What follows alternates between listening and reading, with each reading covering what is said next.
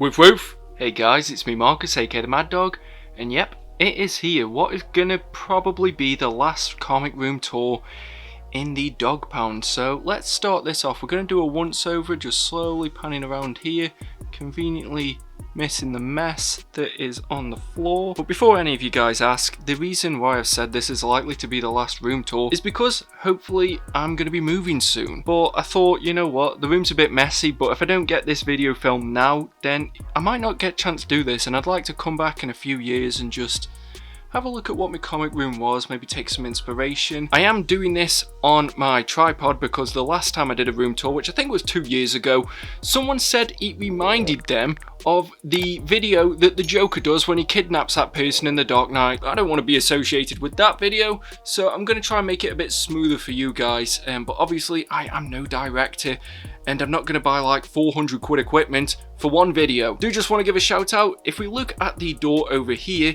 you can see that I've got a beautiful Nightwing disc plate here.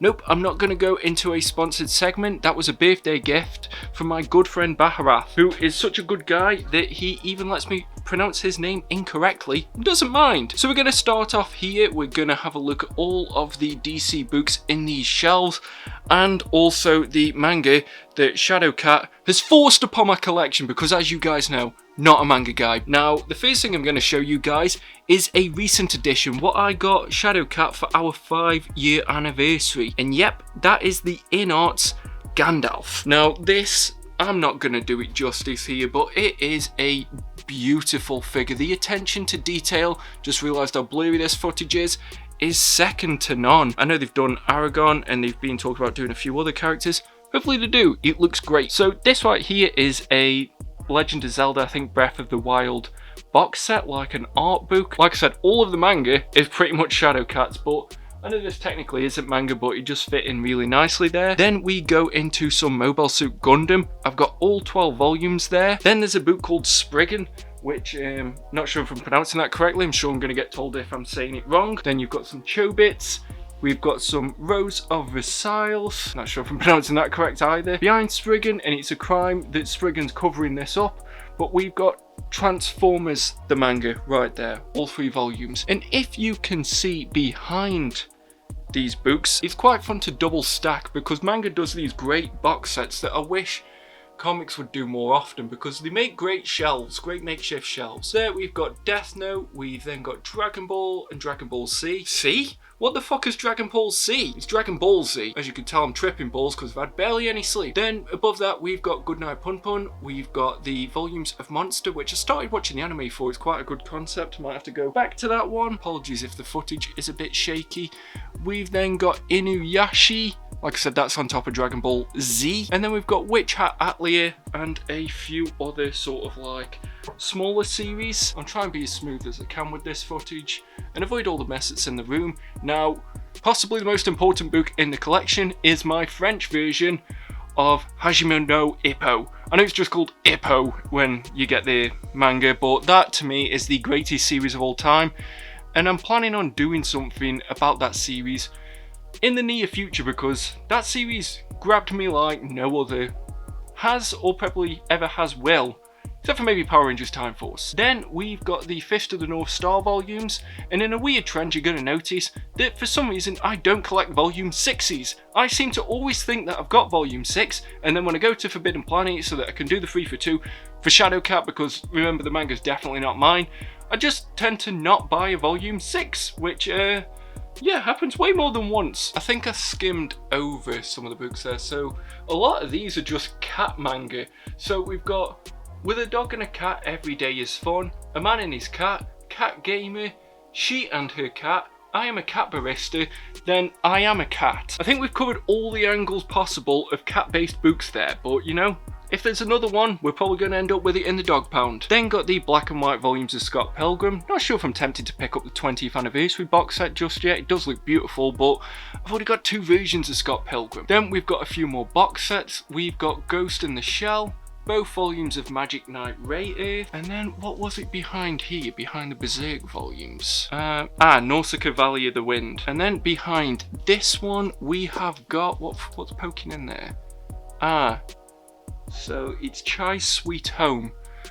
Could not tell you what that book's about in the slightest. We've then got Mace on a Cuckoo, not sure if I'm pronouncing that correct, which is going to be a theme of this video. Crazy Food Truck, Beyond the Clouds. Then I was planning on doing a video that was going to be like the weird world of DC and Marvel manga, because this one is all just about Superman being really hungry. And it's quite funny and I really enjoy it, but then you've got stuff like Spider-Man Fake Red, you had Deadpool Samurai, which I spoke about, and I just thought it'd be interesting to do a massive deep dive into all of the Marvel and DC manga. If that's something you guys are interested in, let me know. We've then got Way of the House Husband, which is just really funny, I definitely recommend that. We've then got Planets, Maximum Ride, Hellsing is just there if you can see. And then we've got these beautiful hardcover volumes, so Lupin the Third, which is Shadowcats. I can't deny the next two. It's Kamen Rider and Super Sentai. That's my jam, so of course we're going to make it into the collection.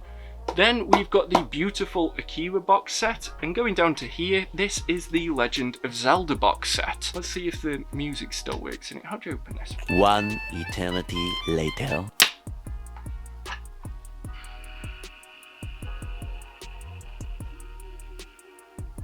I feel like that wasn't the noise it was supposed to make. For the amount of effort it took me to open that was quite lackluster, I can't lie. Okay, so we're going to go backwards now. So there's something called Sue and Tai-chan, the Project X Challengers series, which is all about an industry within Japan and how they came to be. So this is my favourite one, Project X Challengers Cup Noodle. Really surprised there hasn't been a movie or anything like that about it yet, because it's all about how Nissin Cup Noodle got off the ground. And honestly, the story is baffling.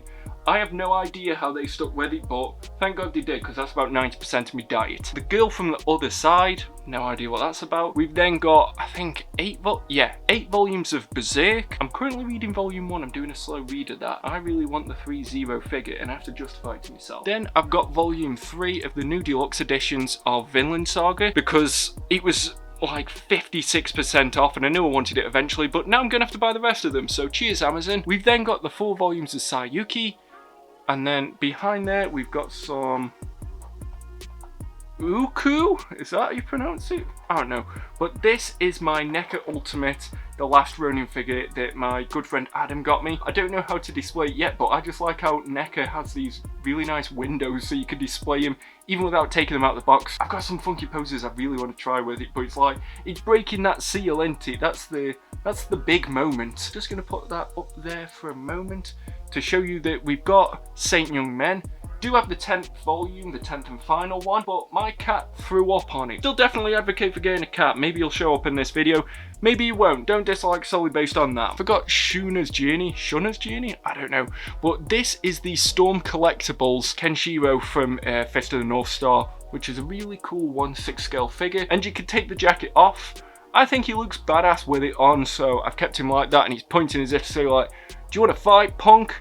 Really hope somebody makes a 1/6 scale Lippo so I can make them face off against one another. But yeah, great figure, and I think if I get that 3-0 Berserk one as well, they will look great together on this shelf. I think we're pretty much back where we began now, but that leaves us up with Cardcaptor Sakura, which is one of Shadowcat's favourite series. I think I'm okay in saying that. I don't think she's going to sue me for libel or slander. Slander is spoken.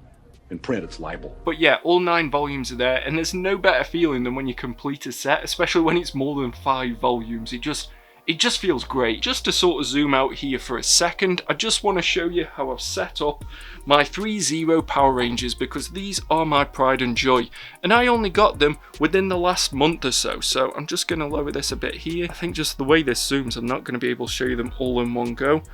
But I did bring in 2 new shelves. The one that blue, green and white are on are actually 2 new shelves that only recently came in. But it means that I've got 6 cubes along, so I can finally display a Power Rangers team somewhat the way they should be. Yeah, before anybody asks, I have pre-ordered the Zeo team. Massively looking forward to that one as well, but it's going to be great how I could have Zeo all along this second row here, and then have Mighty Morphin on the top. I love that. But we're going to take a bit of a deeper dive into the DC books now, so just lowering the camera for you a bit.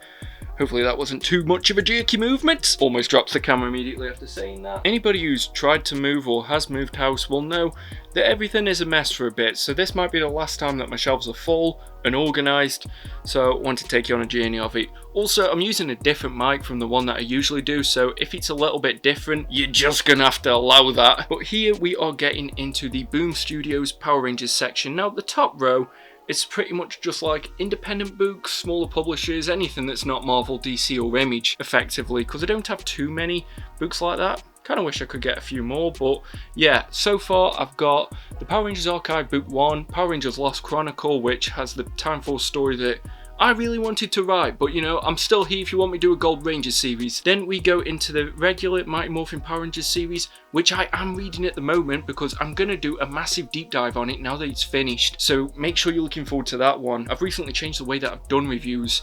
I'm doing one on the Bendis X-Men series at the minute, and already it looks like it might be a 2-hour plus video just going into everything about it. And I just hope you guys enjoy it. I feel like it's way more satisfying doing videos like that rather than just doing a general overview and always going like, yeah, this book was good, this bit was good, I didn't like this bit. Instead, I can actually go deeper into it and I don't feel like there's that time constraint. I always say when people tell you to look one direction, always look the other.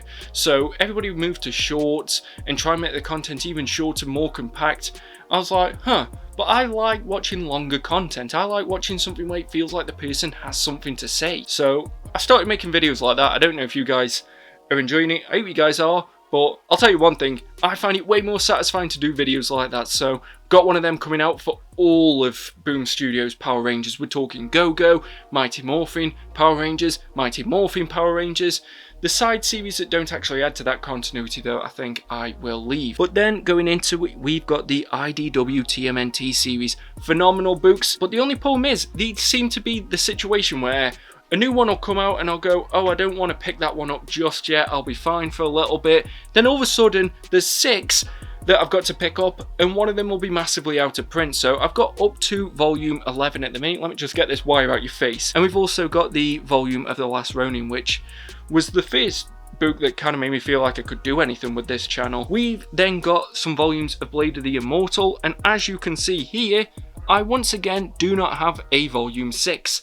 Now, I've started volume 1, that's why that one's unsealed. Every time you do a room tour, I get grown men crying in my comments because books are still sealed in my collection. When I get to Animal Man by Grant Morrison, I'm going to tell you why I don't unseal a book until it's time for me to read it. Then we are going into some of the different IP books. So we've got the Matrix comics, which I only managed to get once again thanks to Baharath. We've then got the Dark Horse Aliens books, so volumes 1, volume 2, Alien vs Predator, Defiance, the Predator book, and then the Terminator book. We've also got the Red Ranger there, who's kind of protecting them all. Like, let me have at them. Oh no, he's going to sword me hand off.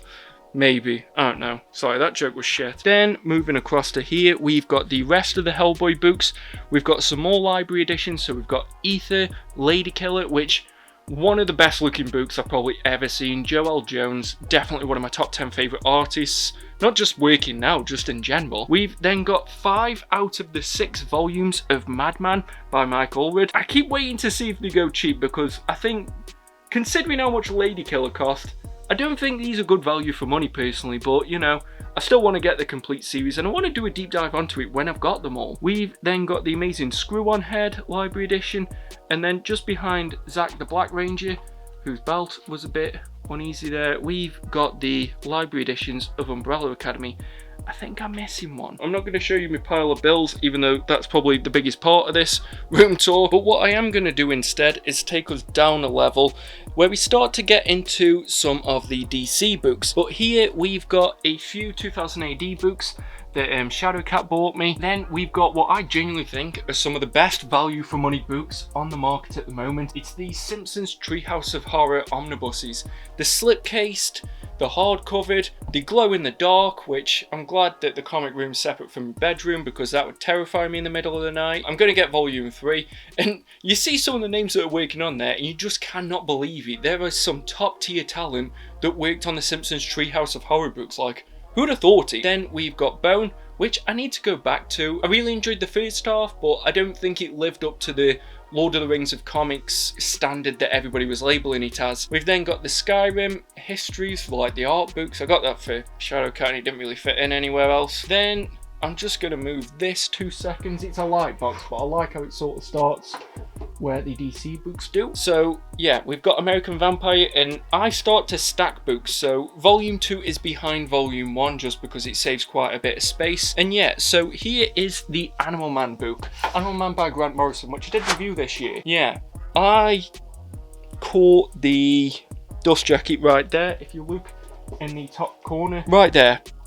I ripped it because I was pulling the books out of the shelf and just caught it, just snagged it. So that is the reason why I keep books sealed until I am ready to read them. Because the same people who complain about you having books sealed on your shelf are the exact same people who think you should give away books for free when you're trying to sell it if it's not sealed or has any slight damage. So moral of the story, you cannot win with some people on the internet. So collect your books however you want. I know I'm taking a severe amount of copium. I'm just very tired today. We've then got Animal Man by Jeff Lemire. We've got Aquaman by Jeff Johns, phenomenal book. Doesn't really get a lot of the spotlight, but I really enjoyed it when I read it. The Authority Omnibus, and I am super excited that we're getting a volume 2 for that. Did not think it was going to happen. I really hope we get into some of the World's End stuff at some point, because that was trippy for me when I was a kid. Really enjoyed that. But yeah, either way, glad that that's happening. And I'm looking forward to seeing what they do with the movie if it doesn't get cancelled. But speaking of cancelled, I've got some Batgirl books. Yep, we got Batgirl Year 1, the deluxe edition, Batgirl by Gail Simone, and then Batgirl of Burnside. This is mostly a new 52 cube, which, of course, is my jam. We've then got 2 special edition trading cards that my good friend Adam got me that are signed by cast from the crew of the movie. And I really just like the display of them. I've got the proper trading card set in here. I just haven't found a way to properly display, but at least them 2 are displayed because they are beautiful. Then we are getting into some of the Batman books, which pretty much takes up 3 or 4 cubes.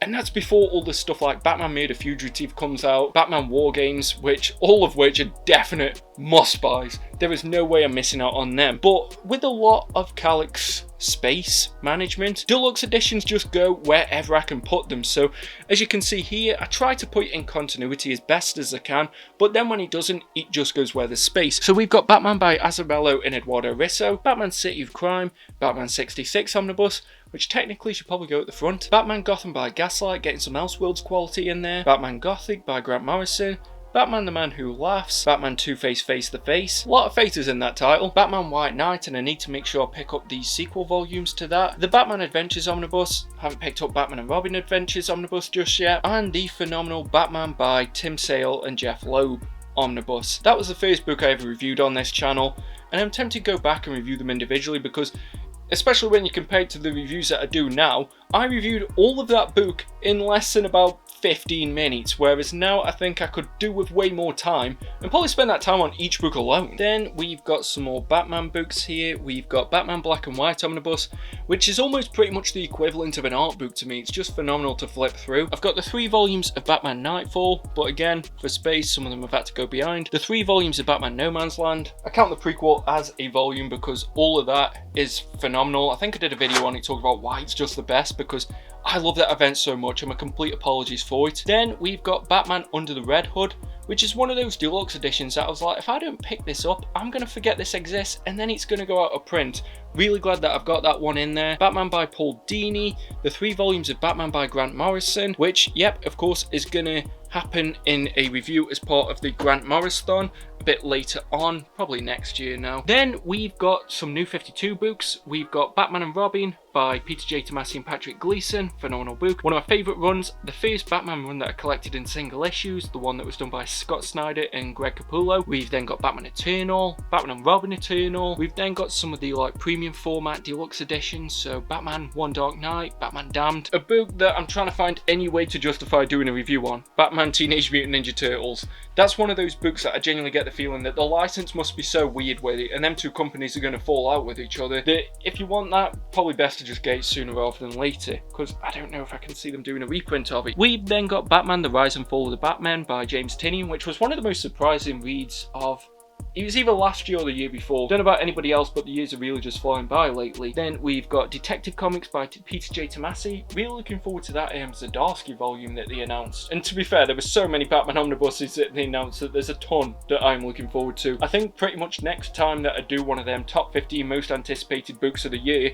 all of it's pretty much going to be DC. We've then got the Batwoman omnibus, which is massively underrated. Definitely check that one out if you haven't already before Watchmen, because eventually I want to do a proper full look at the Watchmen franchise, the bits that Alan Moore was involved in, the bits that he wasn't, and sort of, you know, give it a full comprehensive review. Because I think when I reviewed Watchmen the first time, I wasn't really in the right frame of mind, which I'm not too afraid to admit. You know, it happens, but I think the views in there don't really reflect how I feel about the book overall. It's just, it was at that time when I was trying to rush out videos, so I didn't really appreciate a lot of the linguistic quality, whereas now I take a bit more time with my books and enjoy them for what they are. So I really want to go back to Watchmen and do a proper video on it. We've also got Books of Magic. I still haven't picked up volume 3. We've gone down another shelf, and that's my to sell pile there, and also my bills pile, so let's not pay too much attention to it. Catwoman of East End by Ed Brubaker, and with some of the artwork done by Darwin Cook, which I really enjoy researching for my Darwin Cook top 5 notable works. We've then got the Crisis on Infinite Earths Deluxe Edition. Don't really rate that book, but you know, I like the Deluxe Edition, I like the George Perez art, so that's the only reason it's in my collection. We've then got Dark Knight's Metal, Dark Knight's Death Metal. I started reading Dark Knight's Metals for last year's season of events, so definitely want to jump back into that. The Deadman Omnibus by Neil Adams, the Deathstroke New 52 Omnibus, again, just because it was the only place it fit. We've got Dial H the Deluxe Edition, which I know nothing about, but it was like on offer for about £5 brand new. There's no way I was going to say no to that one. But then we've got the Deathstroke by Christopher Priest Omnibus, which I started reading for a review, but I can't remember what I picked up instead. I tend to have this really bad issue where after I finish a series, especially if it's a longer series, like when I finished Bendis' X-Men, I just want to read everything and I don't settle on a book. It's kind of like I'm in my rebound phase where I'm being a bit of a comic hoe and I'm just reading everything, but I'm not committing to anything. But then I will commit to something out of the blue. Unfortunately, Deathstroke by Christopher Priest, really enjoyed what I read of it, but I committed to something else, and you know, saves me that, I can't remember what it was now. Doom Patrol Omnibus by Grant Morrison, which was the recent book that I read as part of my Grant Morrison. I had some views on that one. I know it's a beloved classic, definitely one that I think I'm going to have to return to. Doom Patrol by Gerard Way, 52 Omnibus.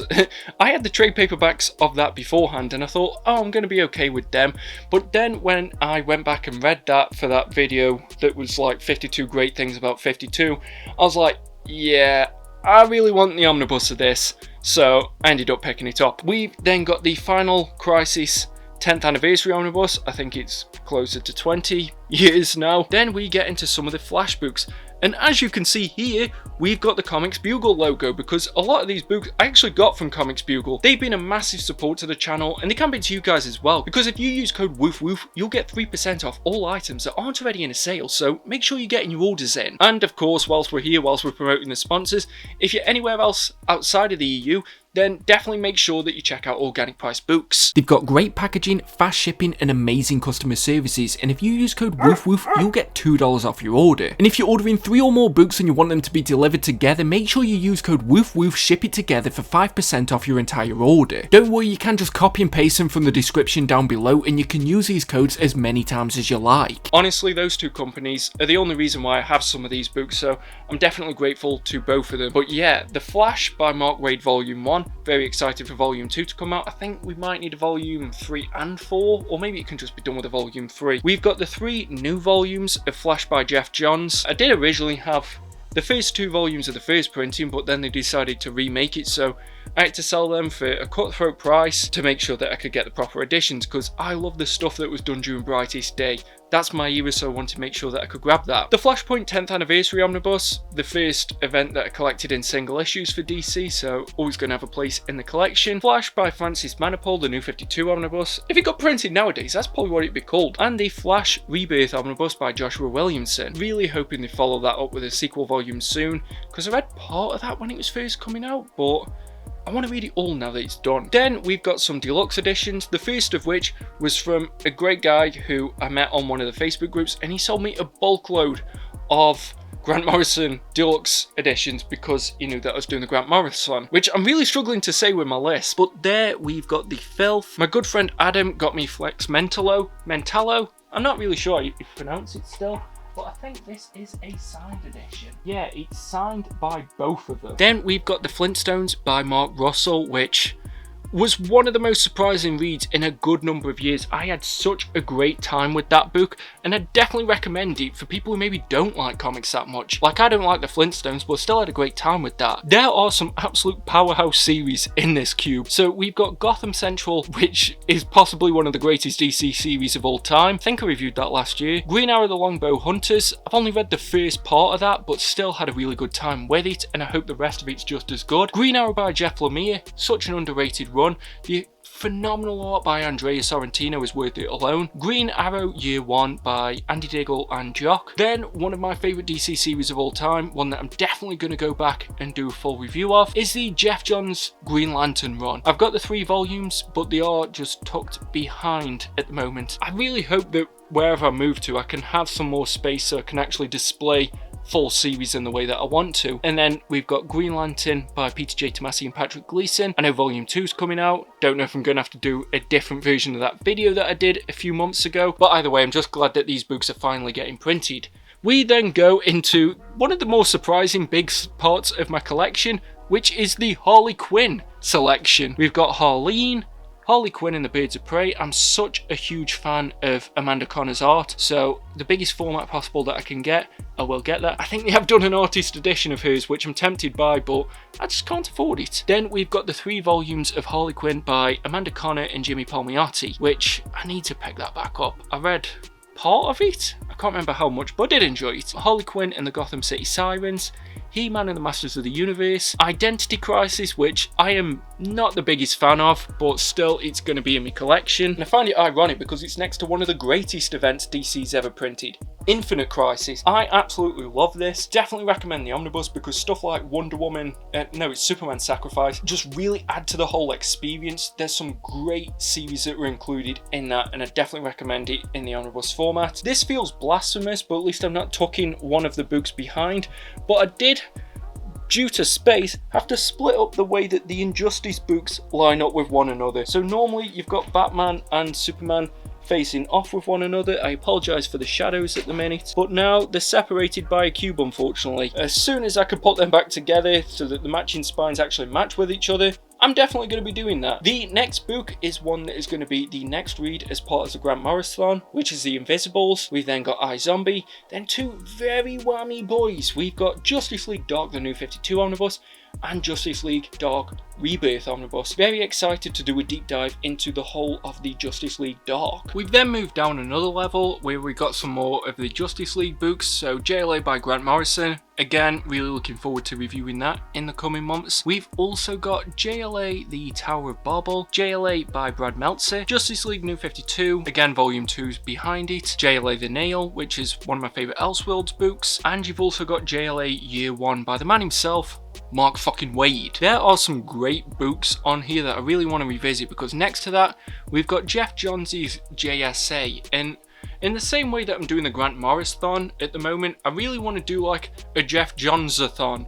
I don't know if that's the official name that I'm going to go for it, but you know, I just want to be able to do a deep dive into a lot of his runs. That's something that's definitely on the horizon as well. It is very warm in the comic room, so if I'm babbling, that's the reason why. We've then got some more Grant Morrison Deluxe editions that, once again, I got from that great guy, Hanan. Joe the Barbarian, Kid Eternity, Kill Your Boyfriend, Van Armour. Oh my god, I think I said that right the first time. If I got it wrong, just let me have this one. I didn't think that was ever going to happen. Then in the next cube, we've got Lucifer, volume 2's behind it. We've then got Nightwing Year 1, the Deluxe edition, Nightwing the New 52 Omnibus, Grayson the Super Spy, and yep, I'm going to be picking up the Rebirth Omnibus and the Tom Taylor Omnibus when they release. Just finished up getting caught up with Tom Taylor's Nightwing, so expect a review of that one in the coming months. Long story short, pretty decent. We've then got the Planetary Omnibus by Warren Ellis, Promethea by Alan Moore. Not sure if I'm going to upgrade to the Absolutes. Really kind of want to because I love the J.H. Williams III art, but that's going to be pretty pricey. We've then got Robin Year 1 and The Question by Dennis O'Neil, Volumes 1 and Volume 2 is behind it. Honestly, if you would have told me to guess one DC book that I thought wasn't going to get a Volume 2, it was going to be that one, so I made sure that I got that as soon as I could. Possibly the book that everybody's still going to be annoyed at me because I haven't read it just yet, The Sandman by Neil Gaiman. I've got all 3 volumes, but it is a very, very daunting read. Everybody says it's the greatest comic of all time, so I'm like, but what if I don't think it's the greatest comic of all time? What if I don't enjoy it as much as I should do? Like, there's a lot of hype that goes into it, and it worries me in case, like, if a book that's a 7 out of 10 has a lot of hype, you automatically think it should be like a 10 out of 10, whereas a 7 out of 10 is still pretty good. I know one day I will read it. That might be the last ever video that I do on the channel, because if I don't agree with everybody, at least then I can ride off into the sunset. We've then got the 5 Scalp Deluxe editions. Like I said, the 4 are going to be behind it. Don't feel the need to upgrade to the Omnibus on that one. I really like the Deluxe editions that I got, and I got them from SEC, who's a good friend to the channel. 7 Soldiers by Grant Morrison. Don't know a lot about that book, but bought it for the name. We've all been there. Superman Red Son. Don't feel the need to upgrade to the Absolute Edition for that one. We've then got Superman Bear Fight, Superman vs Muhammad Ali. I always said I'd fight winner, but neither of them asked for my name. Superman for All Seasons, another one that I was tempted by the Absolute Edition of. If it comes up for a really good price, and I've got some spare cash, that's one that I'll probably end up picking up. Superman Secret Origin by Jeff Johns. Superman Secret Identity. For a guy that's supposed to be about truth, he's got a lot of books with secret in the title. And then The Death and Return of Superman, which is the edition that has the fold out page. That was the first thing I did as soon as I got that book. A more recent edition, we've got Superman Emperor Joker, Superman Camelot Falls, both the deluxe editions, and one of the first comics I ever read there, Superman Batman. I got volume 2, I don't think I've ever read anything in volume 2, but I love volume 1 and the books that are in there so much. Grant Morrison's Superman from the New 52 era, Superman by Peter J. Tomasi and Patrick Gleason, which I think I reviewed, it was last year or the year before, but I had a really good time with it. It's just a nice series. Speaking of Peter J. Tomasi and Patrick Gleason, we've got Super Sons, the Super Duper edition, which I am praying to God is the last version of that book that they make. I didn't get the second edition, but I had the first edition and ended up selling it because it annoyed me so much that they kept doing this. I'm gonna be livid if there's anything else that comes out. Swamp Thing by Nancy A. Collins, and then going into some of the final DC cubes, just trying to get the angle here amongst all the rubbish. Swamp Thing New 52 Omnibus, which I definitely need to return to already in single issues. Sweet Tooth, which I was tempted to go back to with the show coming out and reminding me that, well, that series exists, but I don't know, maybe that's going to be something later on down the line. I feel like I kind of missed the window on that. Teen Titans by Jeff Johns, another one that I want to go back and do a deep dive on. Trillion by Jeff Lemire, which I got in a Forbidden Planet sale. Then we've got Wonder Woman by George Perez. For some reason I put volume 3 out, whereas normally I just put volume 1. Then we've got Wonder Woman by Phil Jimenez. We've then got Superman, Batman, Wonder Woman Trinity by Matt Wagner, I think it was. Wonder Woman by Gail Simone. I'm glad that one came back in print for you guys because that disappeared quickly. I swear it was almost like a hot toy. If you hadn't pre-ordered it, it was going to be very difficult to get. Then we've got the New 52 Wonder Woman, which I know a lot of people don't rate it because they say it isn't quintessential Wonder Woman, but I really enjoyed that. But I am very excited that they're doing Wonder Woman by Greg Rucka in Omnibus. That's definitely going to be one to pick up. I think it's coming out next year. I don't know, there's so many books coming out. Then we've got Young Justice by Peter David Volume 1. Not sure if they've announced a Volume 2 yet, but hopefully they continue that series. 0 Hour Crisis in Time. That was one I was going to do if I was going to do the season of events this year, but you know, I started a new job. I'm not at home as much as I want to be. I come home, I haven't got as much energy to do videos, and you know, then I might be moving. So the season of events just unfortunately didn't happen this year, but hopefully we can come back bigger and better next year. Finishing off this side of the room is the 100 Bullets Omnibus. Got volume 1, volume 2's behind it. I haven't picked up the, is it called Brother Lono? The deluxe edition of that recently came out, but I should do. That's a series that I'm very excited to jump into because it almost seems like it's one of them classic Vertigo books. Now we are gonna go over to the Image Comics side and sort of more of the independent collection here. So what I've done is I just separated this. At first this 2x4 was also part of the Marvel section, but just felt it broke it up a bit better if I have the Billy sort of in the middle, and it gives it a bit more like depth perception. And now it also means that at the top I can section off things And I've got like a little endgame display going on, so I'm doing this a bit more freestanding. Hopefully you guys can still see what I'm trying to show you. Don't worry, I don't have the lights on all the time. I know people are going to say, oh, the batteries go out dead quick. I'm doing this for you. You should say thank you. And you know, I've been a bit cheeky. I've also bought a Iron Patriot from Endgame, which hopefully will be coming within the next week or so. But they've just got so much shelf presence together. I know I need to get an Endgame 4, just waiting for one to come up in the right price. Because unless it's brand new, I haven't paid over 200 quid for a hot toy. So most of these that you're seeing cost less than 200 quid, and I just love the way that they all look together. This is going to be the first of many Spider-Man that we see here. Did not know how to get the batteries in, so he's just going to look like that for now. Deal with it! But the first cube that we're going to go into is sort of like my Terry Moore and also just other section. Now this is a sketch that I got as part of the 5 years omnibus, which is the one here. I had to buy that direct off his website, and then I had to hunt one down because I really wanted to get Adam one. But starting this off, we've got The Ballad of Halo Jones, which is by Alan Moore. We've got some Black Sad volumes. I think she's missing volume 1 because she lent it to a friend. I haven't got the most recent one either, so really need to pick up the slack on that one. We've then got Castle in the Stars, which she just loves the artwork for it, and apparently the story's pretty decent too. That's the secret. If you've got a missus who's definitely real like mine is, get her a comic or a manga that she'll really enjoy, then they can never say shit about what you buy or how much you can buy. That's probably the more prevalent argument. Then we've got the Strangers in Paradise omnibus. I had the paperback version of that, read it all, loved it all, and I was like, you know what, I really want the hardcover. So when I saw that, saw my paperbacks, got that, and I really want to revisit it. I absolutely love that series. Echo should actually be here. When you're editing that, make sure you move that back. But then I've also got Strangers in Paradise volume, I can't do Roman numerals that quick, volume 25? And like I said, 5 years later, really want to get Rachel Rising, but I'm struggling to find it anywhere. The paperback version's really easy to find, but the hardcovers, bit slim pickings, so if anybody's trying to sell one, let me know. We've then got the 3 volumes of the Incal. I apologise about the lighting in here. I've tried my best to reorganise it as best as I can. I think I'm going to call this the wishful thinking shelf though, because I've got the 2 volume set of Usagi Yojimbo. I've got volume 1 of the Super Limited Edition, volume 6 of the Super Limited Edition, and part of me keeps saying, no, you'll get the rest. Someone's going to be selling volumes 2, 3, 4, 5, 7, 8, 9 and Legends. So yeah, the wishful thinking shelf. Then we've got Once and Future, the deluxe edition. Really like a lot of Kieran Gillen stuff, but it can be a bit hit or miss for me. So I'm going to get the second volume, probably give that a read through.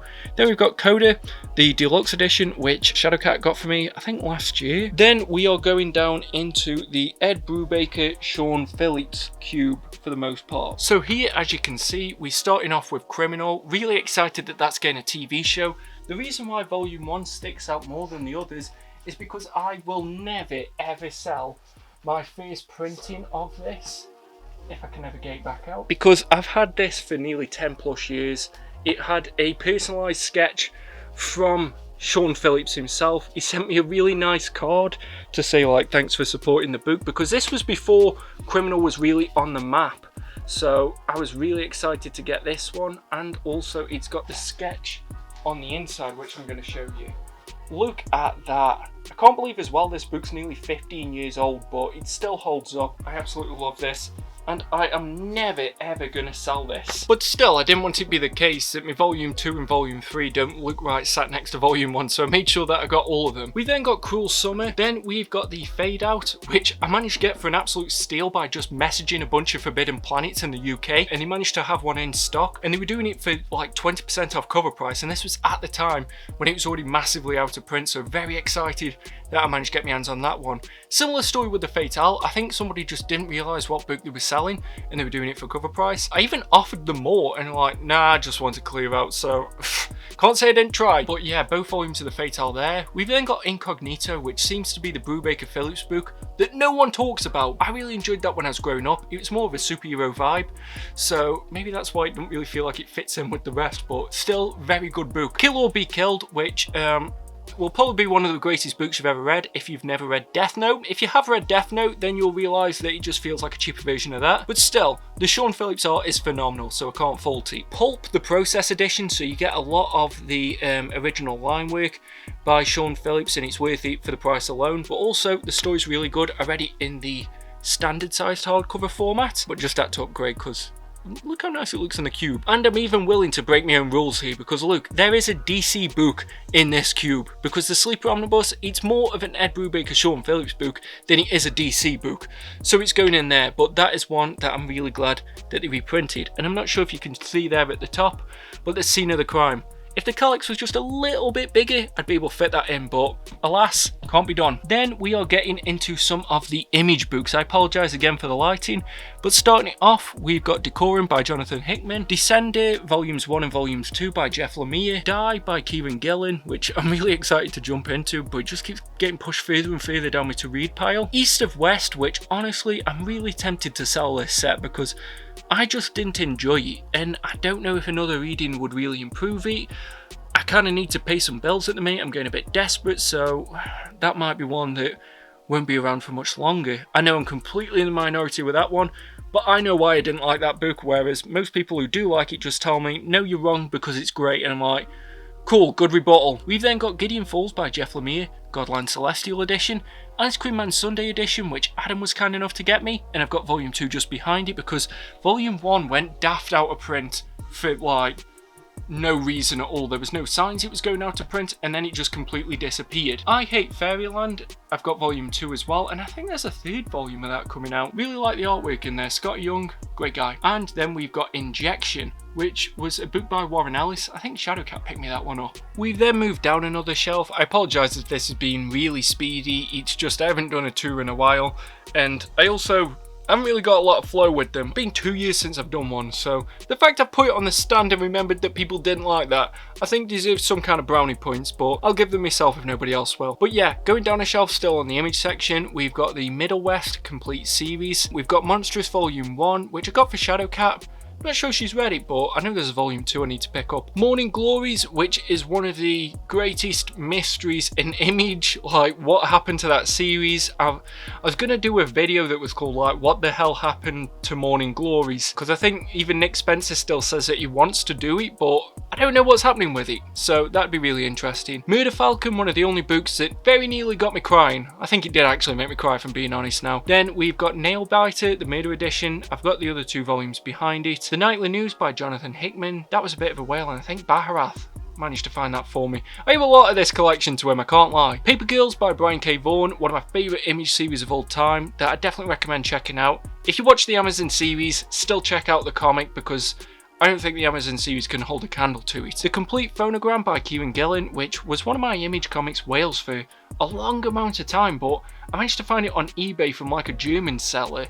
And again, I don't think they knew what they had because it was dirt cheap. I was worried it wasn't even going to show up in English, but no, it's all fine, and I'm glad that that's in the collection. The Complete Postal, I'm not really too sure why I've kept that in the collection. Like, it was an okay read, I don't know if I could see myself going back to it. And then Revival, the Deluxe Edition by Tim Seeley. That was a bit of a blind buy. I've got all 4 volumes though, but I could probably do with checking that out or getting rid of it to clear up some space. So onto the last Image cube. I've got Saga, the 3 volumes are there. Excited that that's coming back, and hopefully they get the series done and over the finish line so that I can finally read it all. That's how I like to do my Brian K. Vaughan series. If it's not finished, I don't bother. Then we've got Big Hard Sex Criminals. Not sure if I'm going to get demonetized just for saying that name of a book, but all 3 volumes are there regardless. Skyward, which was a bit of a disappointing read. I feel like the concept was way better than the execution, but I had a good time with it. It's just, ironically, it didn't stick the landing. Strange Girl Omnibus, which is the only Rick Remender book that you're going to see in this section, and that'll make sense a bit later. I think they might be reprinting that to do it in the bigger format. Velvet by Ed Brubaker and Steve Epting. Very underrated book. Had to get the deluxe edition because I enjoyed it that much. We Stand on Guard by Brian K. Vaughan, that was a bit of a blind buy. And Kieran Gillen's The Wicked and the Divine, which I really want to do a review on now that it's finished. Just keep forgetting about it. Maybe it's because it's in this shadowy corner. I don't even, can you even see it on this video? It's there. That's the one, because it's pretty much black text on a black book. Then going down to this cube, it's sort of like a Brian Michael Bendis indie section, because we've got the Crime Noir Omnibus, which is one that I tried to pick up for a while, but it just wasn't at a price that I could justify. And then all of a sudden, I found one for dirt cheap. One thing that I'm really proud of, and I display it without putting them behind, is all 7 volumes of Powers. Now, I think he might have done some more when he went to DC that isn't collected in this format, but either way, I am so happy that I got all these, because for like 10 plus years I had volumes 1 to 3, kept telling myself like, oh yeah, I'll pick up the rest of the volumes later. Then they went stupid out of print, but fortunately I managed to find them, so I have to put them on display. And then we've got the Lock and Key Keyhouse Compendium, which I wanted to read for Halloween, but maybe I'm going to be a bit late on that one. Then the last cube on this section, sorry it's a bit dusty, it's because I've been moving everything about. We've got the Boom Studios Firefly books. I know I need to get that 3rd volume. Actually no, it's the 4th volume. The 3rd volume's called Blue Sun Rising, but it's a red book, whereas the 4th volume, I can't remember what it's called off the top of my head, but it's a blue book. That just, I don't know, that just does something in my head, it confuses me. We've then got the Sonic the Hedgehog IDW collection books, because Shadowcat loves Sonic. That's why we've also got the Encyclopedia next to it, and I got her the deluxe edition as well, just so she knows how good it feels to get a deluxe edition of something. But I'm not sure how many volumes of the Sonic series there's going to be. If they go back and do the 90s series, I think there was approximately 50 billion issues of that, give or take 1 or 2. If they go back and do that, that's going to be a lot of money, because I always get these as a gift because they come out once a year. Although Shadow's a favourite character, like do a cover with Shadow on it. And we're back. The camera died because the battery on it's awful. And also I could probably just do a replacing this camera because it hasn't even got auto zoom, so if it's been a bit blurry in places, I apologise, I'm just trying to do my best. But now we are going to be looking at what is in the Billy over here.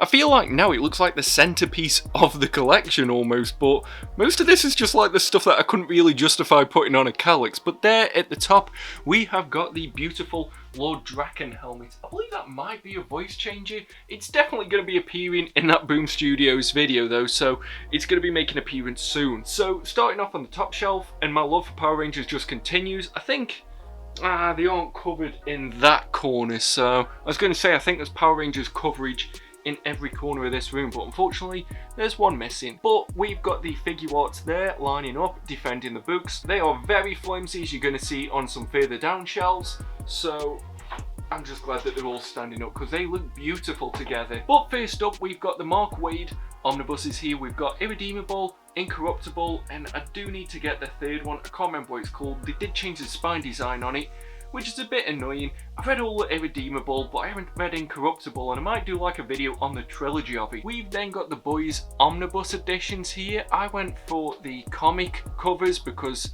I much prefer a comic cover, so I'm not going to show you them all, but as you can see there, they're the comic cover. I do not justify TV covers, they are not my jam at all. Then going into some image books, we've got Chew, which is a series that I really liked up until the end, and then I feel like it completely forgot what it was going on about. I know a lot of people love that series, but I just don't think that the ending sticks a landing, unfortunately, which I seem to say about a lot of image books. Then we've got The Mighty, which is like an early Peter J. Tomasi book, and also it's coming out at the same time as Irredeemable and pretty much had the same plot, but that is a very underrated book. We've then got Regression by Cullen Bunn, I think Shadowcat picked that up. Shirtless Bear Fighter, which is just a fun read any time of the year. That Texas Blood, which I got because of Jacob Phillips. He was one of the only people when I had like less than 100 subscribers who actually replied to me messages, so I've got a lot of love and a lot of respect for him, and that series is phenomenal. I really hope that they come out with some kind of deluxe edition. Then going into some Vertigo books, we've got DMZ. Again, another massively underrated series. I don't think I like the ending of it, but I was also like in my teenage years, so maybe a lot of the stuff just glossed over me. Then we've got the Fables Compendiums. I really hope they follow it up with a Jack of Fables Compendium. I'm pretty happy with this format for this series, like even if they came out with an omnibus. Actually, what the fuck am I talking about? I know I'd buy an omnibus if they released one. Then we've got Northlanders, another Brian Wood series. I know he's not the most popular creator at the moment because of his controversies, but that's a great series. Northlanders is one of those that if you told me to recommend a series that I feel more people would enjoy but they've never tried, it's going to be Northlanders. And then we've got some of the Alan Moore compendiums. So we've got Tom Strong and we've also got Top 10. Then moving on to the second shelf, we've got some of the various Red Sentai figure arts heroes. These are my favourites. So you got Gentleman, you've got Die Ranger, you've got Deca Ranger, which was my first Sentai team. Absolutely love that figure. Let's see if I can, the focus really isn't good there. There we go. Ban Azaban. They're striking a pose for you. Really hope FreeZero get to him. Obviously Zoo Ranger, but with the Dragon Shield. And then we've got the recent one that's name is eluding me, but I just really like the design. They're like Beetle Knighthood series. Nobody cares about Sentai when I talk about it anyway. I can always see that this is the part that people skip over. So yeah, we've then got my Scott Pilgrim colour collection. Do I get the hardcovers of it? Yeah, probably do. Batman: A Death in the Family, didn't feel the need to upgrade to a deluxe edition for that. It's pretty much got the same content. Hawkman by Jeff Johns, which is a series that everybody just seems to have completely forgotten for some reason, but I've got the 2 trade paperbacks and I might jump into that sometime next year. Then we've got one of my prized possessions in my entire collection. Don't know what happened with my voice there, but it is the Hero Initiative JLA Avengers. I got this from Read Comics. I pre-ordered it within like 13 seconds of seeing that it went up, and I didn't expect to get one at all, but they managed to secure me one and even sent me a nice little note just showing some love, some support to the channel. So Read Comics is definitely one of the places in the UK that I would recommend going. They've never let me down. If they say they can get something, they get it. Love them. We've then got Power Girl Power Trip, a book that desperately needs some kind of oversized hardcover. Again, it's Amanda Connor art. Why wouldn't you want to see that in a bigger format, especially when it's Power Girl? Then we've got the Starman Compendium Volume 1. I do have the Starman Omnibuses, just spoiler alert for a little bit later in the video. They are down there. But because this included the Shade the Changing Man series within it, the 12-issue series that was done after the fact, I felt like I needed to get the compendiums, and then I just didn't bother to get volume 2 yet, but I will at some point. We've then got Superman Unchained by Scott Snyder and Jim Lee, which is a series that I'm surprised didn't get an absolute edition, because even if the story isn't that great, it's Jim Lee art. How do we not want to see that in the biggest format possible? We're then moving into some of my Avengers Complete collections, a format that I'm a bit disappointed that they got rid of. Yeah, the modern epics is pretty much the same thing, but just look how nice it all look when they line up in a shelf. But here we've got Avengers The Initiative, another series that I'm surprised hasn't got an omnibus.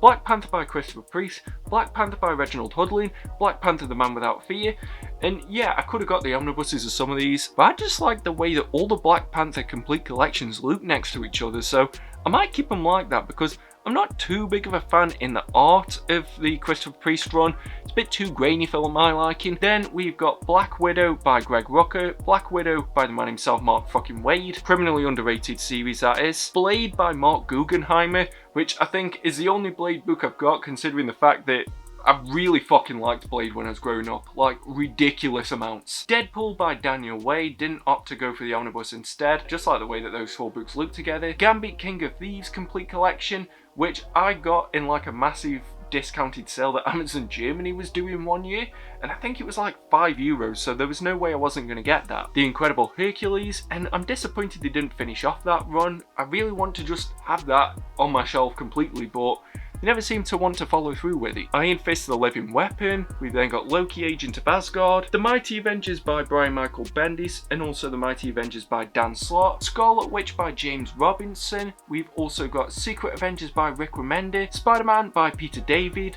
Thor by, that was the Chris Samnee arc, I can't remember who wrote it, but I just really loved that growing up, so I made sure that I got that in my collection. Then we've got A Point of Controversy. It is my first ever comic that I ever bought with my own money, but I thought this was Spider-Man issue 1, and Forbidden Planet up in Hanley were selling it for 10 quid and didn't know what they had. So I bought it, thought it was going to make me a millionaire. As you can tell, I was quite young when this happened, and I realised pretty quickly on that wasn't going to happen. But what I did realise is that I had a great book here. So this was my first comic, and I've got the full run here in trade paperbacks going all the way down to here, even the Ultimate Comics stuff. But now, of course, the omnibuses have come out, and normally when I upgrade to the omnibus or absolute format for something, I'll sell my trade paperbacks, but there's a lot of nostalgia there, which is difficult to move past, so I don't know if I'll ever be able to sell that. Have you guys sold your first comic? Is it something that you'd never dream of selling? Let me know in the comments below, it might make me feel better. So, this middle shelf is fixed in place, and it means that I've got a bit more room here. So, because of that, I've put some deluxe editions there, starting it off with Big Damn Sin City, a video that I had an idea for. I wanted to do a deep dive into the full series, but because there's 7 stories, look at one as if it's representing a different kind of one of the 7 deadly sins. So hopefully that's something that I can get off the ground soon, because I really just like that idea. If you are wondering why my Gokaijas are lying on the ground here as if they're part of like Sid's playground from Toy Story 1, it's because 2 of them have fallen off the shelf in the last day. I am gutted. I absolutely love this series. The only silver lining is it wasn't the two girls because they are ridiculously rare. But still, I've had this collection for 10 plus years now, and I'm gutted that the day pretty much before I started filming this, they broke. Then we've got all of Phase 1 and all of Phase 2 of Transformers, the IDW collection. Now, I believe these are pretty much all out of print. I paid stupid amounts for, I think it was Volume 5, and I want to say Volume 12, but it was very difficult to get some of these volumes, so I'm glad that they're in the collection. Because of the fact that they didn't seem to finish off Phase 3, I didn't pick that up. I only really want stuff that's complete and done with, because then you get situations like Incredible Hercules if you don't follow that rule. But yeah, these look amazing on a shelf together, and I love just having them there.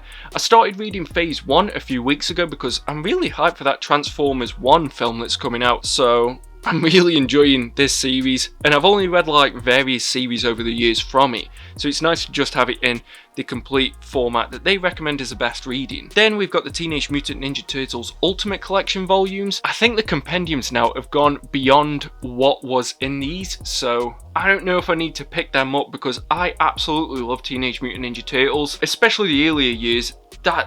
The shit goes hard in those books, so I think I'm deliberately not looking what's contained in the compendiums, because if I know that it's got stuff that I haven't got, I'm gonna end up buying them. But I love this format so much, and I love the black and white in it, that I'm probably not even gonna sell them, so I don't really know what to do there. I'm gonna go down to a lower level now, so there in the corner we've got the rest of my Ultimate Spider-Man volumes. We've then also got Vision by Tom King, just try and focus it again for you, which despite how I felt about Batman by Tom King, I absolutely love this series, and I'd recommend it to people who don't even read comics. We've then got Wolverine by Daniel Way, bit of a controversial run I know, and then we've got the 2 volumes of Afro Samurai, which I thought were never going to get reprinted. Titan Books were kind enough to send me the first volume, so I'm really grateful for that one, but Afro Samurai was just like the coolest shit to me when I was growing up. It was pretty much Blade, but in like a feudal, futuristic Japan. Yeah, as you can tell, I'm not really good at describing stuff. We've then got The Autumnal, which is a Vault Press book. Then we've got Aphrodisiac, which is just like a really funky little book that I remember iFanboy talking about years and years ago, and I always wanted it, but then like I just forgot to buy it. But I think I just saw it for really cheap one day, and I was like, you know what, fuck it, I want this book. It's sort of satirical, talking about blaxploitation, and I just really wanted it. The art's really funky, it's got a 70s vibe to it. Then we've got the Muhammad Ali book, which was a great read. I think it could have been longer if anything. Like, I love my boxing. I really would like somebody to do like a comic series on the life of George Foreman. I didn't really rate the George Foreman movie, but someone should do a comic of it. Or, you know, Joe Frazier. There's so many great boxers that they could do comic series on. Or just print Hippo in English. I'm going to take every opportunity I can to say that. Baltimore Omnibuses, these Mike Mignola books, I really struggle getting some of them, but the ones that I can, I do. We've then got the 2 volumes of Dan Jurgensen's Booster Gold, Justice League Power Rangers, which, you know, it's here, but should it be next to the Power Rangers books? I don't know. The Last Guard Volume 1, which I got from Adam. Then we've got Nightwing by Tom Taylor Volume 1, but again, I'm waiting for the omnibus. The Starman Omnibuses, all 6 of them, by James Robinson. Now, they are phenomenal to look at in the collection. If they did an omnibus, I'd definitely be triple dipping on that. It's such a great series, and I've heard that they're coming back and doing more stories with it, so let's keep holding out hope that they might bring these back in print for people. Sonic the Hedgehog 30th Anniversary Deluxe Edition. 30th Anniversary of what? I don't know. Is it a single issue? But I go for Shadowcat. We've then got Charles Soule's Cursed Words, The Whole Damn Thing. Then we've got Primordial by Jeff Lemire. The 5 volumes of Reckless, which I've really enjoyed. And Wanted. Now, I am super excited that they're doing these Mark Millar library editions. That sounds like I'm going to have to clear an entire cube out for it, and I am very willing to do that. I'm a massive Mark Millar fan. I know some people don't like him, but they're normally the people who just recommend boring shit, so I'm good liking him. Then, because of the space and height restrictions, I decided to have a Robert Kirkman shelf, which I am a huge fan of. And yes, you'll probably notice that Outcast is missing. I sold that because I don't think it was a fair representation of the quality that Robert Kirkman can bring to the table. So starting it out, we've got the 12 volumes of Invincible, which all look beautiful there. I haven't got the Invincible Companion Compendium, whatever it was called. That's definitely one I need to pick up. Oblivion Song, which I haven't read, but I'm hoping it's more like The Walking Dead and Invincible than it is like Outcast, but it's a shorter series, and ironically, it seems like Robert Kirkman struggles more when he isn't writing for something for 100 plus issues. But then we get onto what is possibly the greatest comic series of all time, with The Walking Dead. Now, I know people are going to disagree with me on that, but just look at all these together.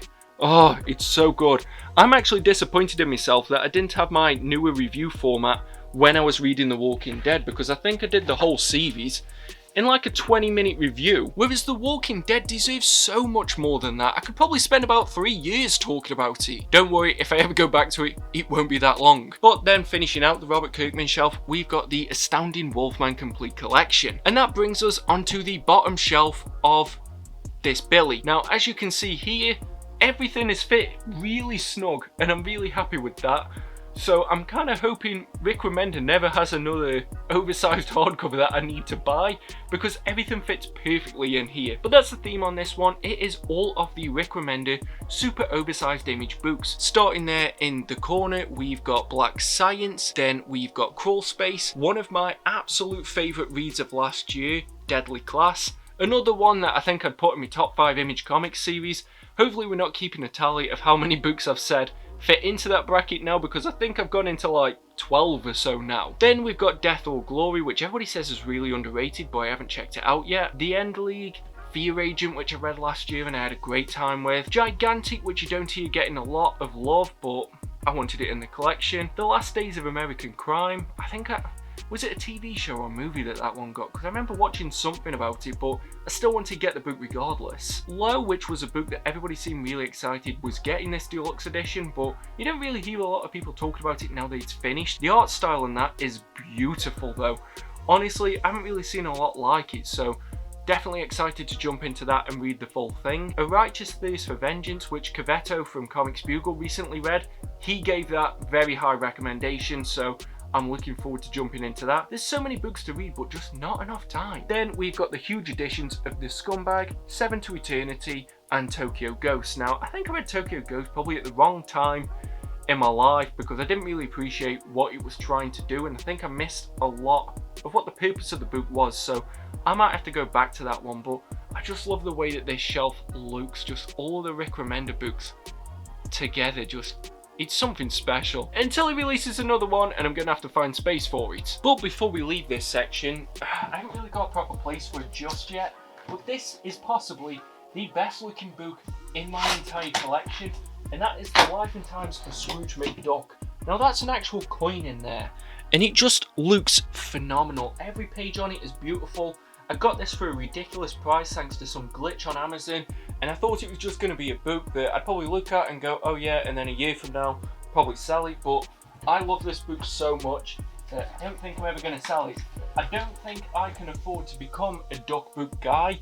There's just way too many volumes of that, but that volume's beautiful and that can't be denied. But we are now going to look at the final corner of the comic room, which is the Marvel books. Although I am going to take a swing back around to the independent section at the end of this video, because I got a very special delivery whilst I was waiting for the camera to charge, so I want to make sure that I can share that with you. But here on the top shelf, just to give you a bit of an overview, we've got the bulk of my Hot Toys, which at the moment is mostly just Spider-Man ones. Behind them, we've got the Absolute editions, because I kind of just put them there when I first started organising the comic room, and then just didn't move them. But they seem to look nice there, and it feels like now I'm at the stage where the more Absolute editions that get announced, I realise that I don't need that many of them anymore, although to be fair I still want them. But yeah, and then we get into the Marvel Omnibuses, so we're just going to have a look at it. I'm going to try and be as smooth with the panning shots as I can, but here,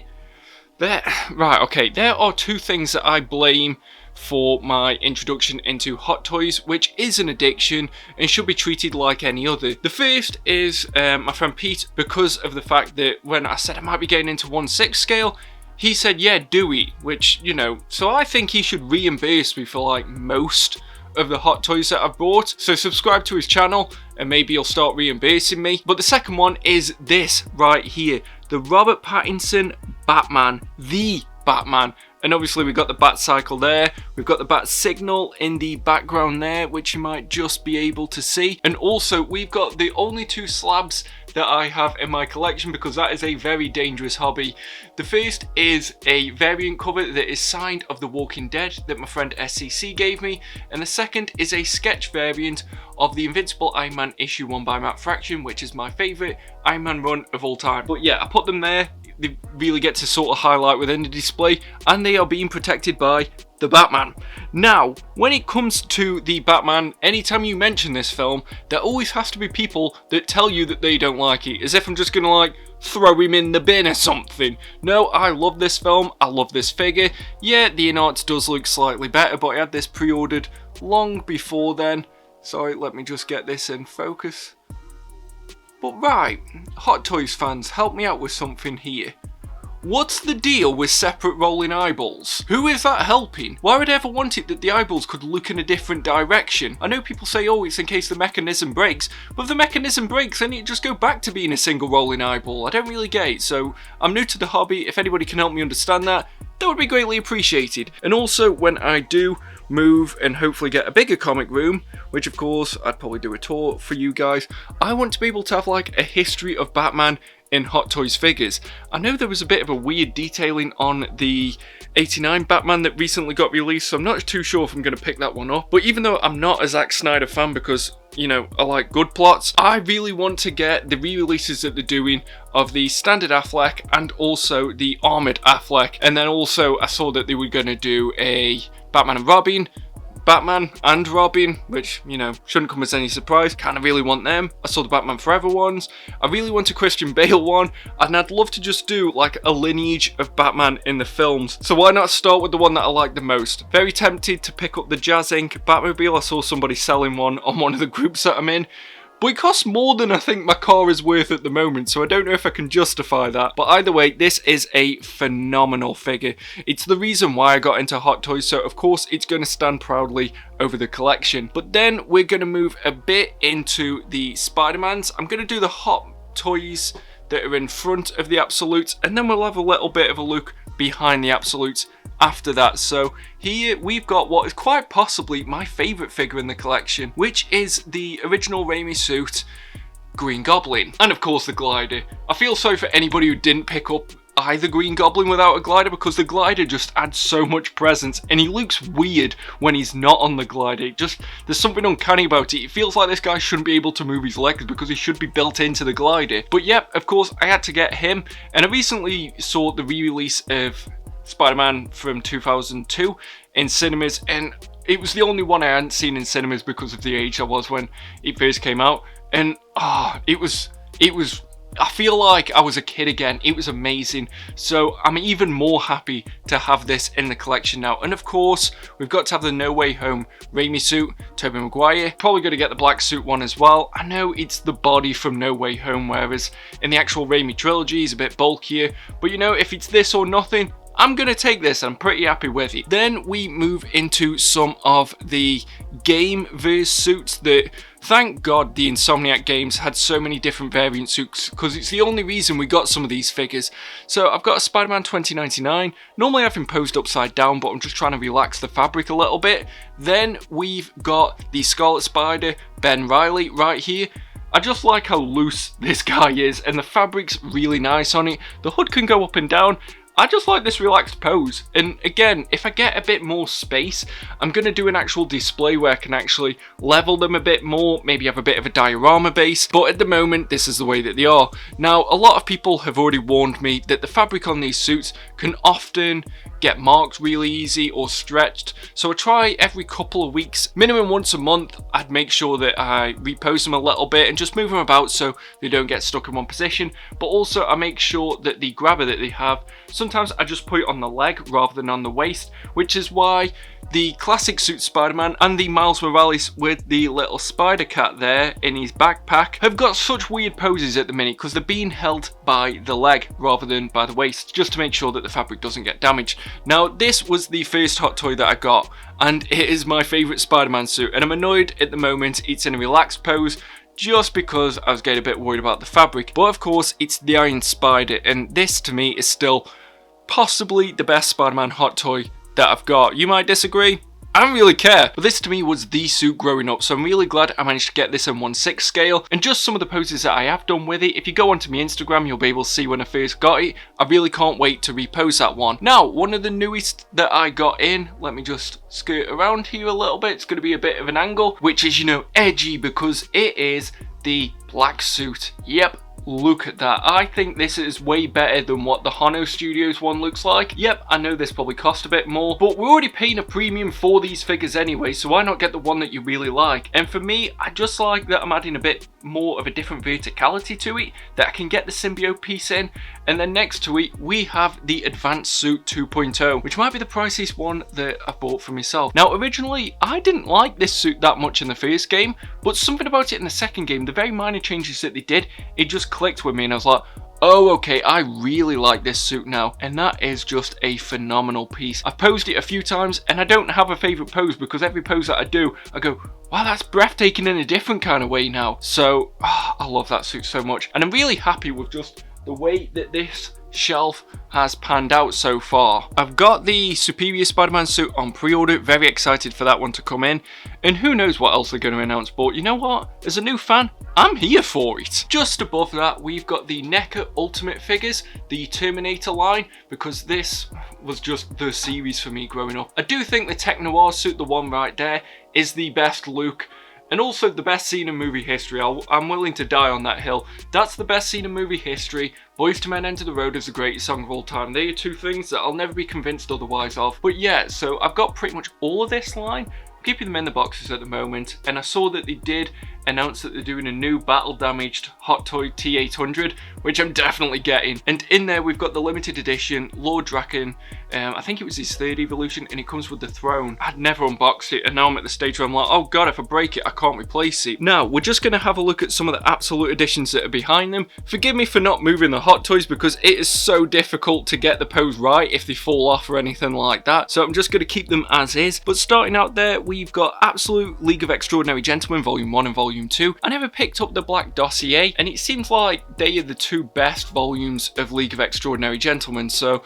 I'm happy with them too. And I got Volume 1 for an absolute steal when I was still on my paper round, because the guy just didn't list it right. But he was a sound guy. He sent me like interviews that Alan Moore did, and I know a lot of people enjoyed the Marvel Iceberg video that I did. I am working on the DC Iceberg. Obviously, it's a bit of a whammy one, because I want to make sure that it's pretty much the same level that the Marvel one was, and I'm proper digging through the history to try and find more and more bits of information about it.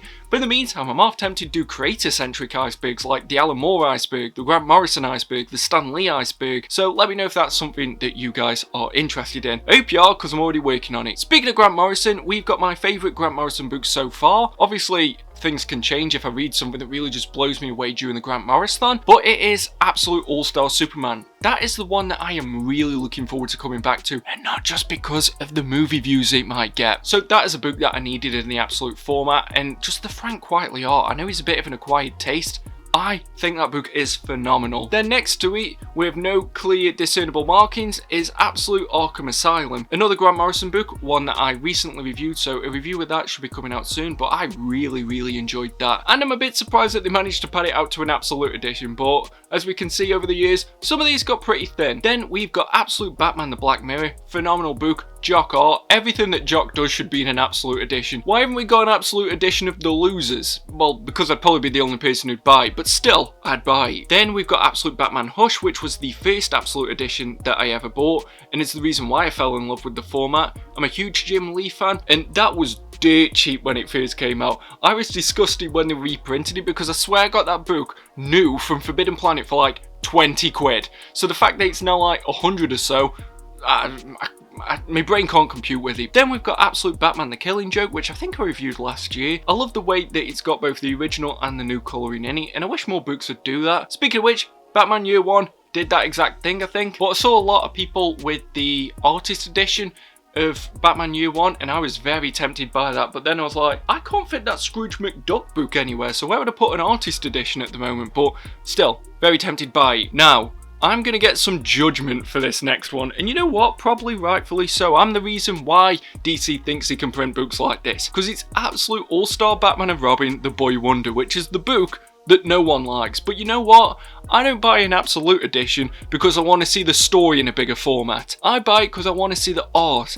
And generally art in Absolute format is something that is going to be very difficult for me to pass up. Even if they did an Absolute Superman Unchained, which is a book I can't remember anything about, I'm gonna buy it. Then we go into the Miller Dark Knight collection. So we've got Absolute Dark Knight and Absolute Dark Knight 3, The Master Race, which, yep, does bug my OCD to no end at the fact that Absolute Dark Knight 2 is included in Absolute Dark Knight. But at the same time, I don't think I'd want to buy an Absolute Dark Knight 2 if it was a separate release. So you can't win with me is what I'm saying on that one. Then we move into Absolute Day Tripper, which was one of those books that I read the first couple of issues in singles, and then I was like, okay, I'll get the Absolute Edition when it came out because it was years later, and I was like, shit, I never picked up that series again. And then I just haven't read the ending of it since because everybody's like, oh, read this, you'll cry. And that to me is like saying, oh, eat this, you'll get food poisoning. I don't want to cry. I cry enough as it is. I'm having a bath after this filming, and I know I'm going to have a cry. I just don't even know why. It's just, you know, habit now. Then a phenomenal looking book, Absolute DC The New Frontier.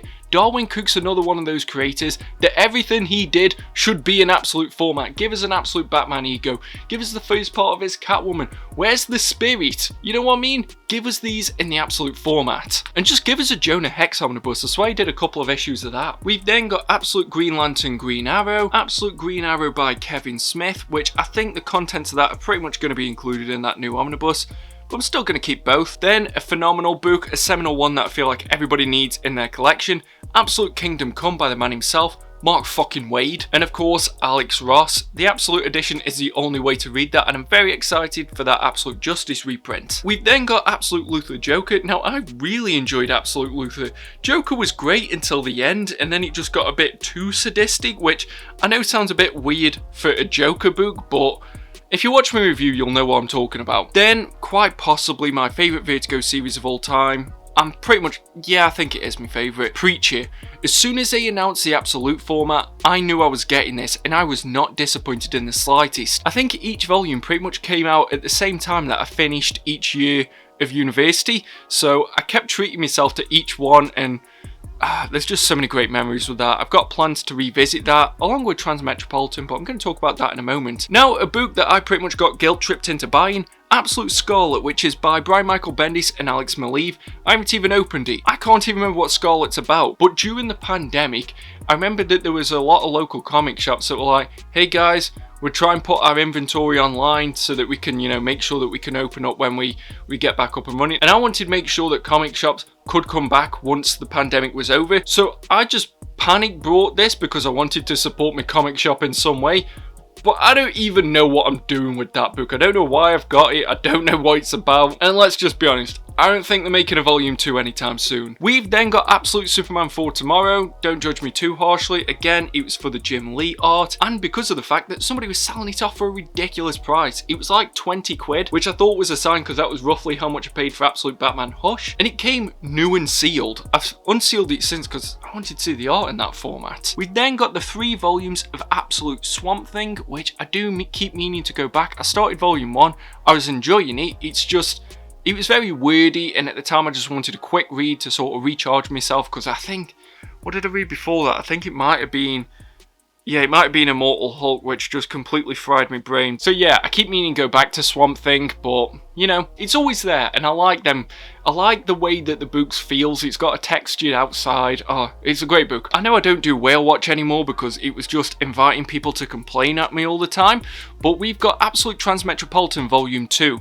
Now that Volume 1 has been announced that it's going to get a restock, and Volume 3 has been announced for a reprint, I think Volume 2 is going to disappear, so I jumped on it a few weeks ago, and I also sold off my trade paperback, so I definitely need to get Volumes 1 and 3 now, but I think that's a book that might disappear, and it's just going to be one of those series you won't be able to buy every volume at the same time, so if you did want to get that, don't wait around for the reprints. Just maybe pick up Volume 2, it's pretty decently priced at the moment. We've then got Absolute V for Vendetta. Apologies that all the hot toys are in the way. And then, of course, we've got Absolute Watchmen, which I feel, if anybody's going to get an Absolute edition, it always tends to be that one, and with good reason. We've then got the Alex Ross Paul Dini World's Greatest Superheroes. Again, I panic bought that during the pandemic, but I like Alex Ross art, so why wouldn't I get it? And then if Preacher isn't my favourite Vertigo series, then it's definitely this one at the end, which is Absolute Why the Last Man, and it also kind of contradicts what I just said, because I don't think the art is that spectacular in Why the Last Man. I think it's serviceable, but you don't really look at it and go, wow, I wish I could see this in more detail, I wish it was bigger. But that series is so amazing to me. I cry every time I fucking read it that I needed it in the Absolute edition,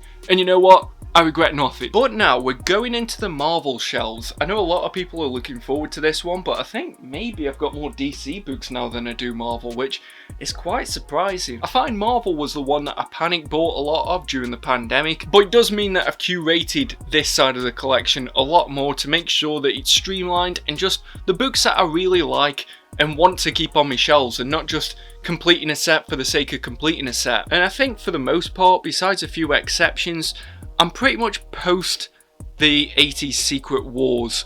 I don't really collect a lot before that. There might be one or two books, but it just means that I can focus my collection a bit more, because we've all probably noticed Marvel print a lot of these omnibuses and they aren't cheap. Unless you use the discount codes with the channel sponsors, then they are a bit cheaper. But starting it off, we've got quite possibly my favourite Bendis book, which actually, I'm going to say that every time I find a Bendis book, because the books of his that I've got in here are the ones that really redefined how I read comics. But it's Alias, and I cannot wait to start reading that again next year. I've got a plan after the Bendis X-Men video, which at the moment is looking like it might be over 2 hours long. I've been editing it in the meantime. But yeah, Alias right there. It's a bit dark because if there isn't a sequel volume behind it, I've pushed it back. But for stuff like Annihilation, just so I can save on space, Annihilation Conquest is right.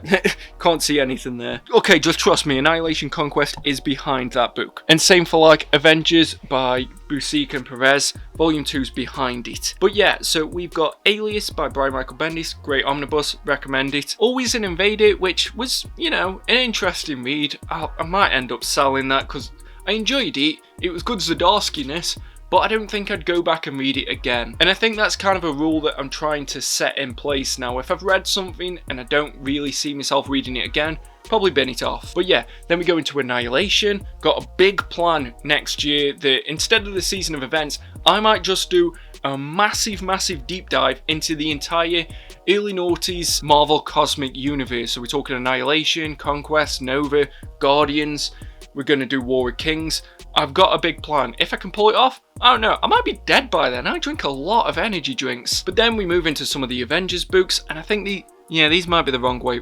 No, they're the right way round. So we've got Avengers by Busiek and Perez. We've then got Avengers Rage of Ultron by Rick Remender. Got that for dirt cheap, and I don't think I've ever read it. An event that I will always keep in my collection because it was the first Marvel event that I collected in single issues. Avengers vs X-Men. I had the original hardcover of that, and I knew I needed to upgrade because to me, I just treat it as like a dumb fun thing. The way that a lot of people treat like, you know, the original Secret Wars as just as, hey, don't take it too seriously, just enjoy it for what it is exactly how I feel about Avengers vs X-Men, because when I was growing up, it was just so much fun collecting like AVX, all the side titles. So that omnibus for me is great. I'm really glad it's in my collection and that Marvel printed it. We've then got Avengers by Jonathan Hickman, which I still have mixed feelings on, and I'm not too sure if I'm going to pick up that Secret Wars omnibus because there is so much double dipping with volume 2. I might even have to do a quick double dip or skip on that because it's a bit, I don't know, I think it's a bit insulting to us as consumers that they're willing to double dip that much and just expect us to buy it. So yeah, I'm probably still going to buy it. Just moving along slightly here, we've got Black Cat by Jed McKay. I hear a lot of people talking about this. I'm a bit nervous about the Travel Foreman art because I still can't get out of my head whatever was going on during the second half of Immortal Iron Fist. That was terrifying, some of the work he did in that, and not in a good way, not in a deliberate way. Why was that guy's neck so long? But I'm glad that Marvel is taking a few more risks with their omnibuses, and Black Cat's one of those characters that I don't think I've ever read a solo series of his. That might be a first, I don't know. We've then got Black Panther by Ta-Nehisi Coates. Apologies if I'm not pronouncing that correctly, but I really was excited to get that omnibus, and then I haven't had a chance to read it since. I don't know, there's just far too many books coming out. I've got too many bills, so it's just, I don't know, hopefully one day. Then we get into some of my Captain America books. Now, the majority of these are pushed forward because all of the Ed Brubaker Captain America books are behind these, unfortunately. If I had a lot more space, I'd love it if I could just display that full run. And similar for stuff like Incredible Hulk by Peter David, Ultimate Spider-Man, of course, is another that I'd love to do that for. But you know, you have to work with the space that you've got sometimes, so this is one of the sacrifices that I've got to make. But in front of that, we've got Captain America by the man himself, Mark fucking Waid. Yeah, it is the kind of baffed-in spine, so hopefully that doesn't fall apart. Then we've got Captain America by Dan Jurgens. So I had the first printing of Captain America by Ed Brubaker because it was like the first Captain America book I think I read. And then when I saw this DM variant, I was like, damn, I kind of need that. So I got this because I think my first printing was a glued spine. It was that old. Or maybe the person I bought it off glued the spine because it fell apart. And this book deserves to be in pristine condition, so that's there, and I don't regret double dipping on that. Then we've got Captain America by Rick Remender, which is a whammy boy that nobody seems to talk about. Maybe I'll have to do a deep dive into that. Captain America by Nick Spencer. I just got volume 2 in, I believe. Yeah, I got it from the damage sale at Comics Bugle, and literally there's just like some slight tears to the cellophane, and I got it for a really good price because it was in the damage sale. So I definitely recommend checking that out if you are trying to save a little bit of money. Now, the reason there is a little bit of a gap, but I'm still gonna push books to the back, is because this is kind of the background display for when I'm doing videos, so it's nice to be able to have a little slot there so that I can just put whichever book I'm talking about. And obviously when more new books come in, like I should have a Captain America by Mark Grunwald on the way, I can just slot it in and I don't need to reorganize every shelf. So let's see how long that space holds up for if you're gonna look into the background of my future videos. But then we've got Captain America by Ta-Nehisi Coates, another run nobody seems to talk about. The Captain Britain by Alan Moore Omnibus, and I've got the original behind it. Shadowcat spent so long trying to find me that before the reprint was announced, and I much prefer the cover of it. There's so much sentimental value that I'm happy to have both versions of that book. Now, a recent one that I had to get the DM variant for, oh, some of them are falling off there, is Captain Marvel by Peter David, and I absolutely needed this Alex Ross variant. Look at it.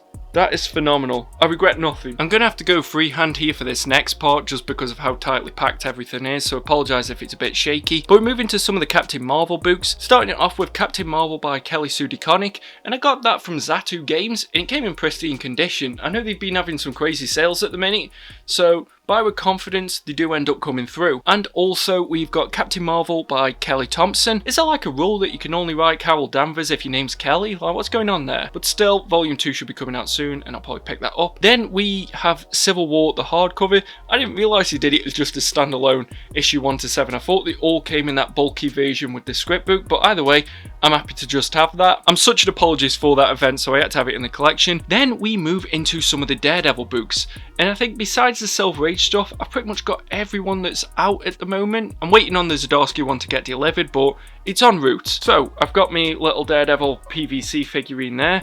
I'm just going to move it just for a moment. But we've got Daredevil by Frank Miller and the Companion Omnibus. Because this has Born Again, I broke my own rule of pushing books to the back, and I made sure that they both get displayed. I think they deserve it. Then we've got the Daredevil by Joe Quesada Omnibus. I'm definitely still tempted to get a custom dust jacket so that it says Daredevil, because that's pretty much what that book is, and I refuse to put that in the M section. It's a Daredevil book. Okay, is Alias my favourite Bendis run? Is Ultimate Spider-Man my favourite Bendis run? Or is Daredevil by Bendis my favourite Bendis run? I don't know. That's going to be interesting to see next year, but I was so glad to get the omnibuses of these because I had the 6 hardcovers originally, but volume 2 had a really small Marvel spine, and it was the only thing I could see whenever I looked at my collection. So as soon as he announced a reprint of this, I was like, yep, the time's come, I'm going to get it. And I'm just glad that I don't have to look at that horrible spine anymore. Then we've got Daredevil End of Days, which I'm surprised they didn't include in the volume 2 reprint, but you know, it's all good. I've got it as a hardcover. Daredevil by Brubaker, which is a great run, but often gets overshadowed because of what Bendis did. We've then got Daredevil Shadowland, which it's an interesting event. It'll be fun to see what people think of that when the reprint comes out, if it hasn't done so already. I don't know, I can't keep track of the releases. Daredevil by the man himself, Mark fucking Waid. Daredevil by Charles Soule. Gonna have to make space for Daredevil by Zdarsky, but I already reviewed that, so I know it's going to have its place rightfully in the collection. That was a really fun series. Moving on to some of the Deadpool books, we've got Deadpool and Cable, even though the name should be the other way around. Deadpool by Pacine and Duggan, still not sure if I'm pronouncing his name correctly. Then we've got Doctor Strange by Jason Aaron, Doctor Strange by Donny Cates, the EFX trilogy, which only came in 2 volumes, and then we're moving down a shelf. Now, we start this one with the Elektra by Frank Miller omnibus, and I wasn't sure whether to put that with the Daredevil books, but I think because of the way the cubes sit at the minute, it just makes more sense to put it in E, but at the same time then should I move the Marvel Knights book down to E?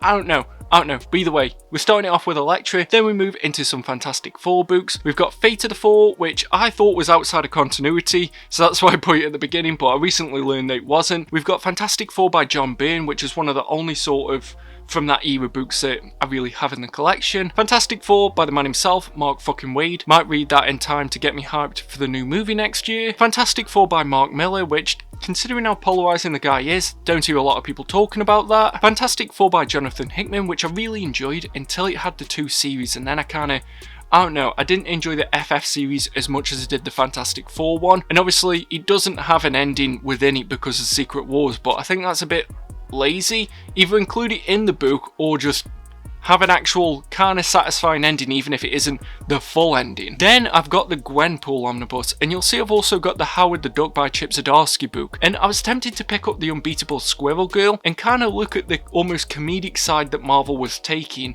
during the mid like teen years, so that might be something that I do, but I don't know whether to pick up that Squirrel Girl book. We've also got Hawkeye by Matt Fraction, which I know one day I will go back to. I didn't really enjoy it on the first reading, and I wonder if I just wasn't in the right frame of mind to be reading something that was a bit more comedic in tone and a complete departure from what I really knew about Marvel books at the time. Then we move on to what I believe is the best Marvel event that's ever existed, House of M. I was really glad to get the omnibus of this because I absolutely love this event, and even when I'm reading like Bendis' X-Men now, that is pretty much the only event that seems to have any kind of bearing on the rest of the Marvel universe, that and Civil War, because you never hear anybody going, oh well, Secret Invasion, but you still get characters going, wait, Wanda's in the Avengers? What the fuck? You created like the extinction of mutants. Then I've got the Incredible Hulk by Peter David. I do have the other 3 volumes just behind it, and I didn't know whether to get the Incredible Hulk by Peter David Volume 5 or the Maestro Omnibus, so I panicked and got neither. But then we move into stuff like Planet Hulk, which is such a great event, World War Hulk,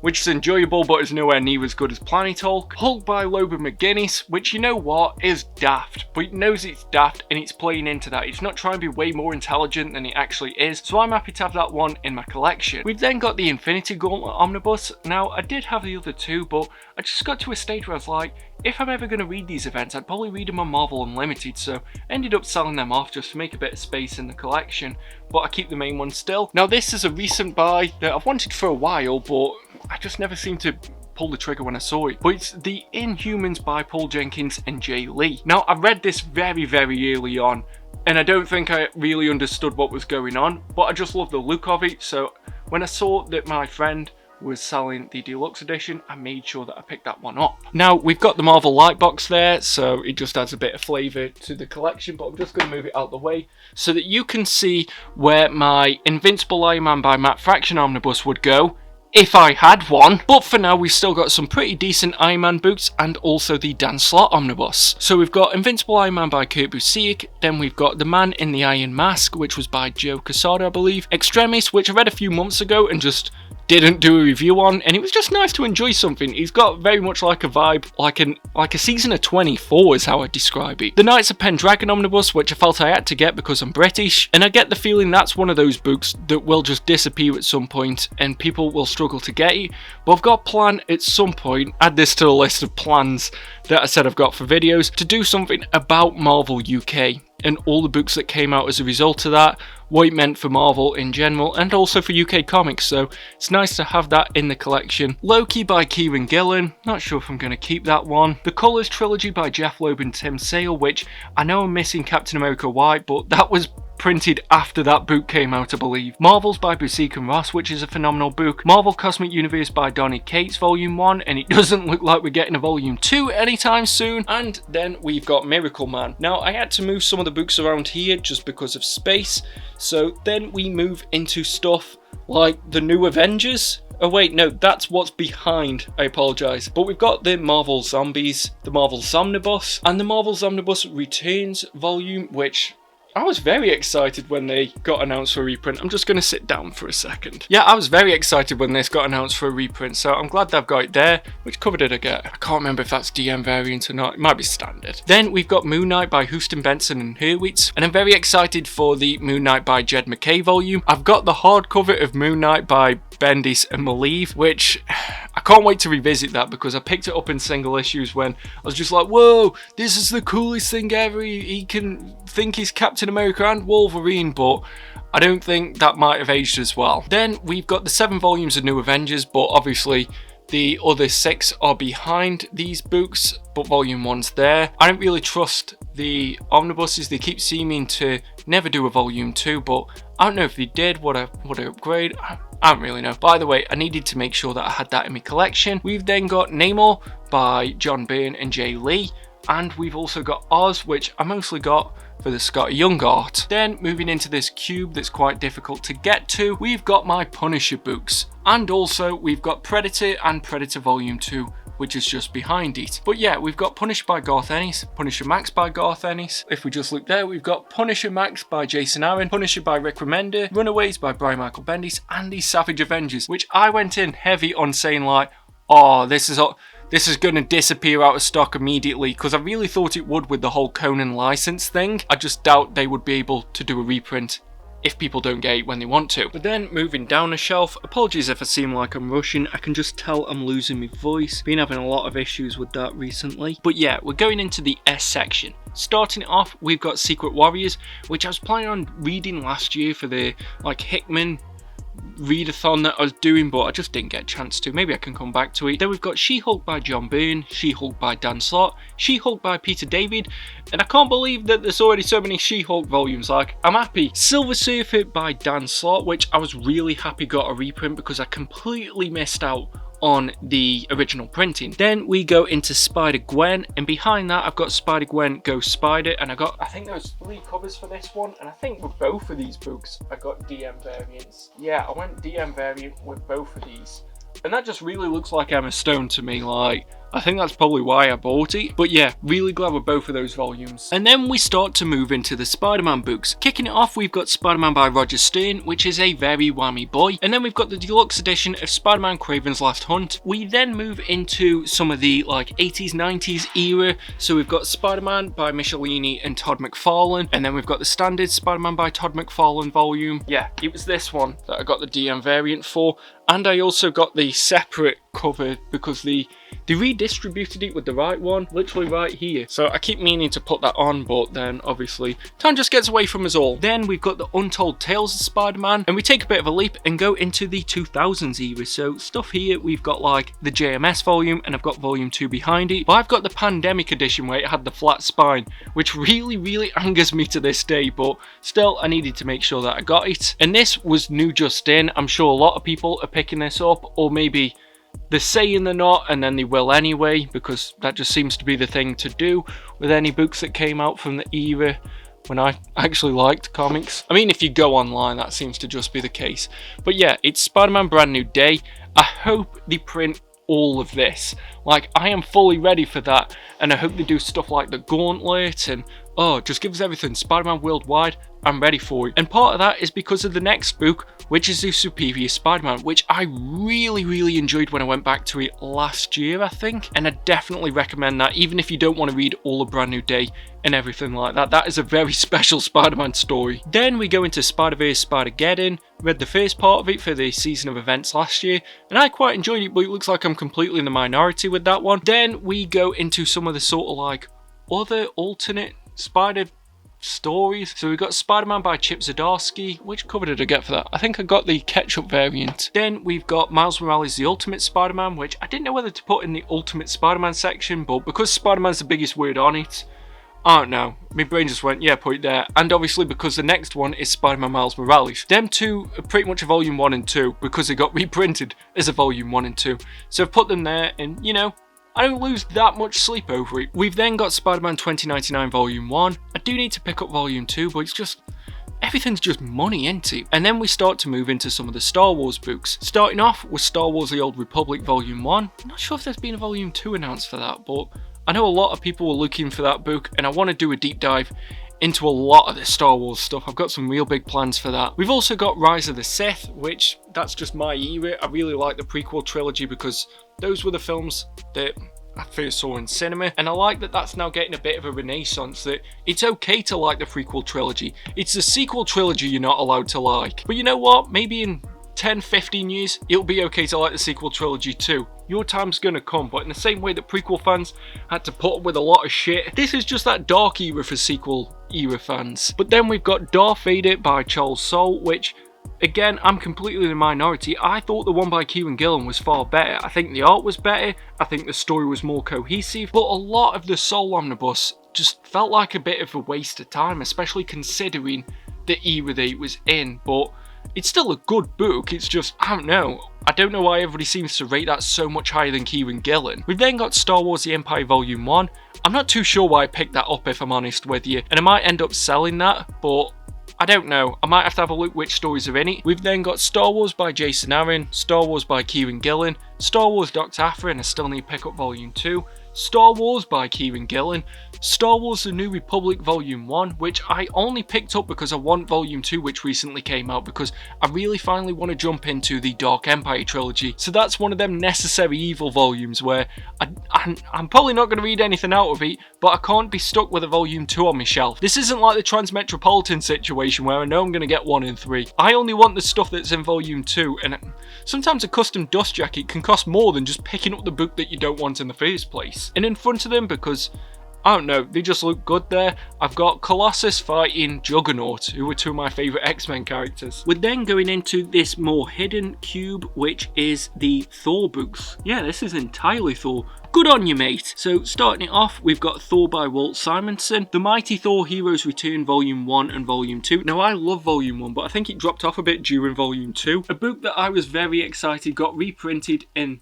expanded. This might be the book that I've had the most in my collection over the years, and it's Thor by Straczynski and Gillen now. We've then got Thor by Matt Fraction, which is a very underrated run, and I just love that we get so much more Oliver Copiel art. He should always just pretty much be doing Thor. And then of course we've got the Thor by Jason Aaron volumes. Very excited that both of them got printed, and yeah, I did end up selling off my War of the Realms omnibus. But now we're moving on to the final row. You'll have to forgive this. This is my green screen that I use sometimes, and I really like using green screen, and also just learning more about Premiere Pro and just video making in general. I think as soon as you stop wanting to learn about the thing that you do in your spare time, that's probably when you should quit with it, but I still like learning different things about it. But yeah, we're jumping into some more T-books. Yeah, I think I've got every Thunderbolts volume that is out so far, because volume 2 and 3 are behind these ones here, and we're getting into the era that I really like, the Luke Cage stuff, the Thunderbolts Red era, and I was tempted to do a video where I read everything Thunderbolts and did a massive deep dive into it, but obviously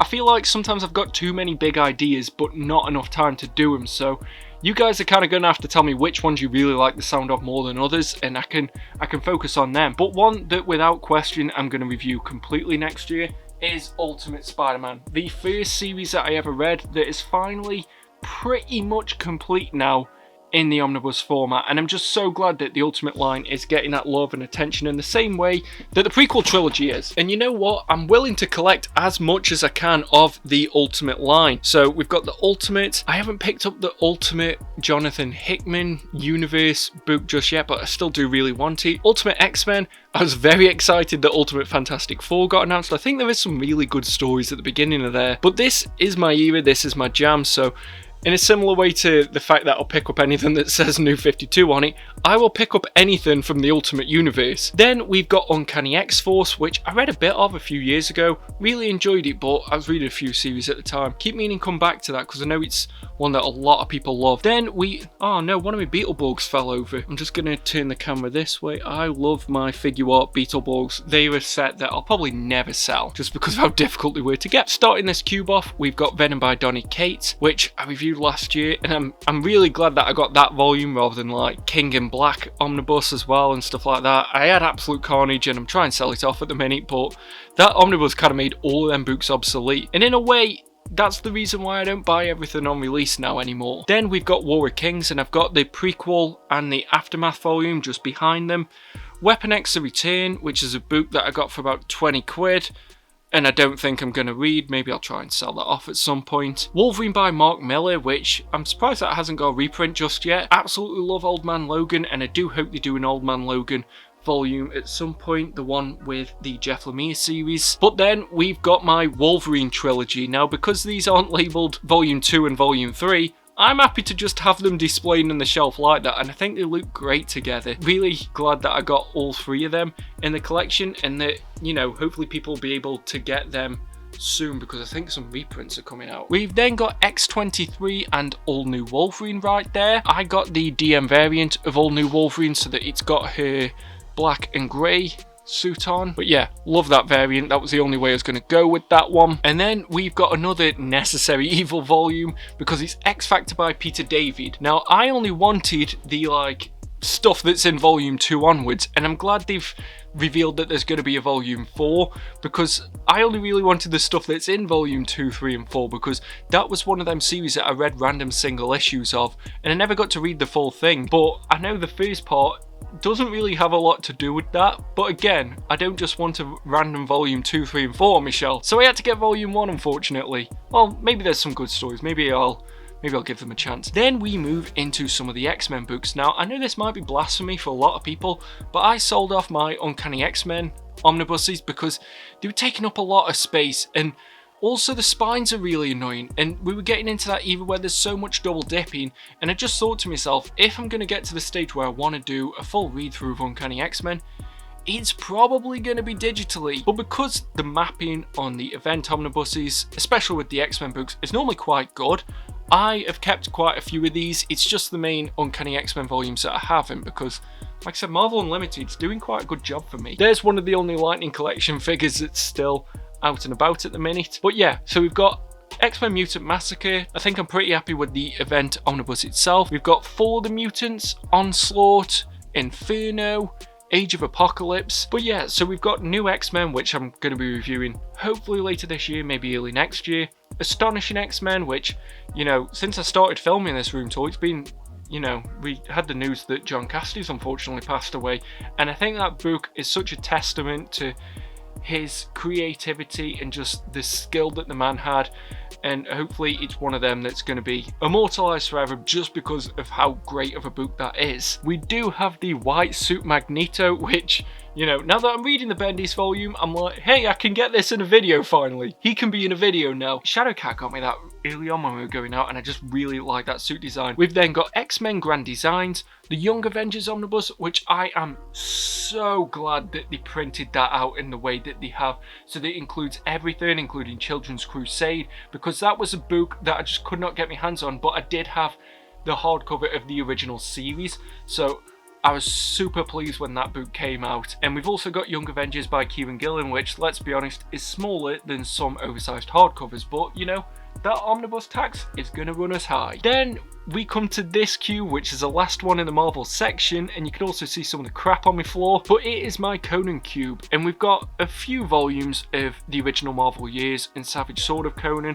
I've also got the Kurt Busiek volume and Conan the Barbarian by Jason Aaron, and I'm a bit disappointed that Marvel never did a hardcover of the rest of the Conan stuff that they printed. And prior to filming today, the Colossal Conan the Cimmerian and also Colossal King Conan were behind these volumes because I just thought I was never going to get a Colossal Conan, but Shadowcat and myself have been going out for 5 years, and she kept telling me that she'd got me something really special, and then literally just before I started filming today, it got delivered and she let me have it a bit early because she found me the Colossal Conan. She found one. I don't know how, I'm not allowed to ask any questions, and I'm okay with that. But because she somehow managed to find this, all of these get displayed now. That's fine. The Blade of the Immortal volumes, because again I'm not a manga guy, got pushed to the back, and I'm okay with that because look at these three. I really want to do a video now that's just like the Dark Horse era of Conan, so that I can explore all of these books, but at the same time I'm scared to touch any of these books. I've got a Power Ranger protecting these books, and also Kenshiro is protecting these books. That's how much they mean to me. I'm glad that I can end this room tour by showing you guys that that series is now complete. But yeah, so that was my room tour. A little bit of a different layout than probably what you're used to, and the layout might be switched up a little bit in the background of future videos, but hopefully you guys all enjoyed it. Sorry it took a bit longer than I was probably expecting, and they might be a little bit rushed in the audio and stuff like that, but isn't it all about the books that are on the shelf? No?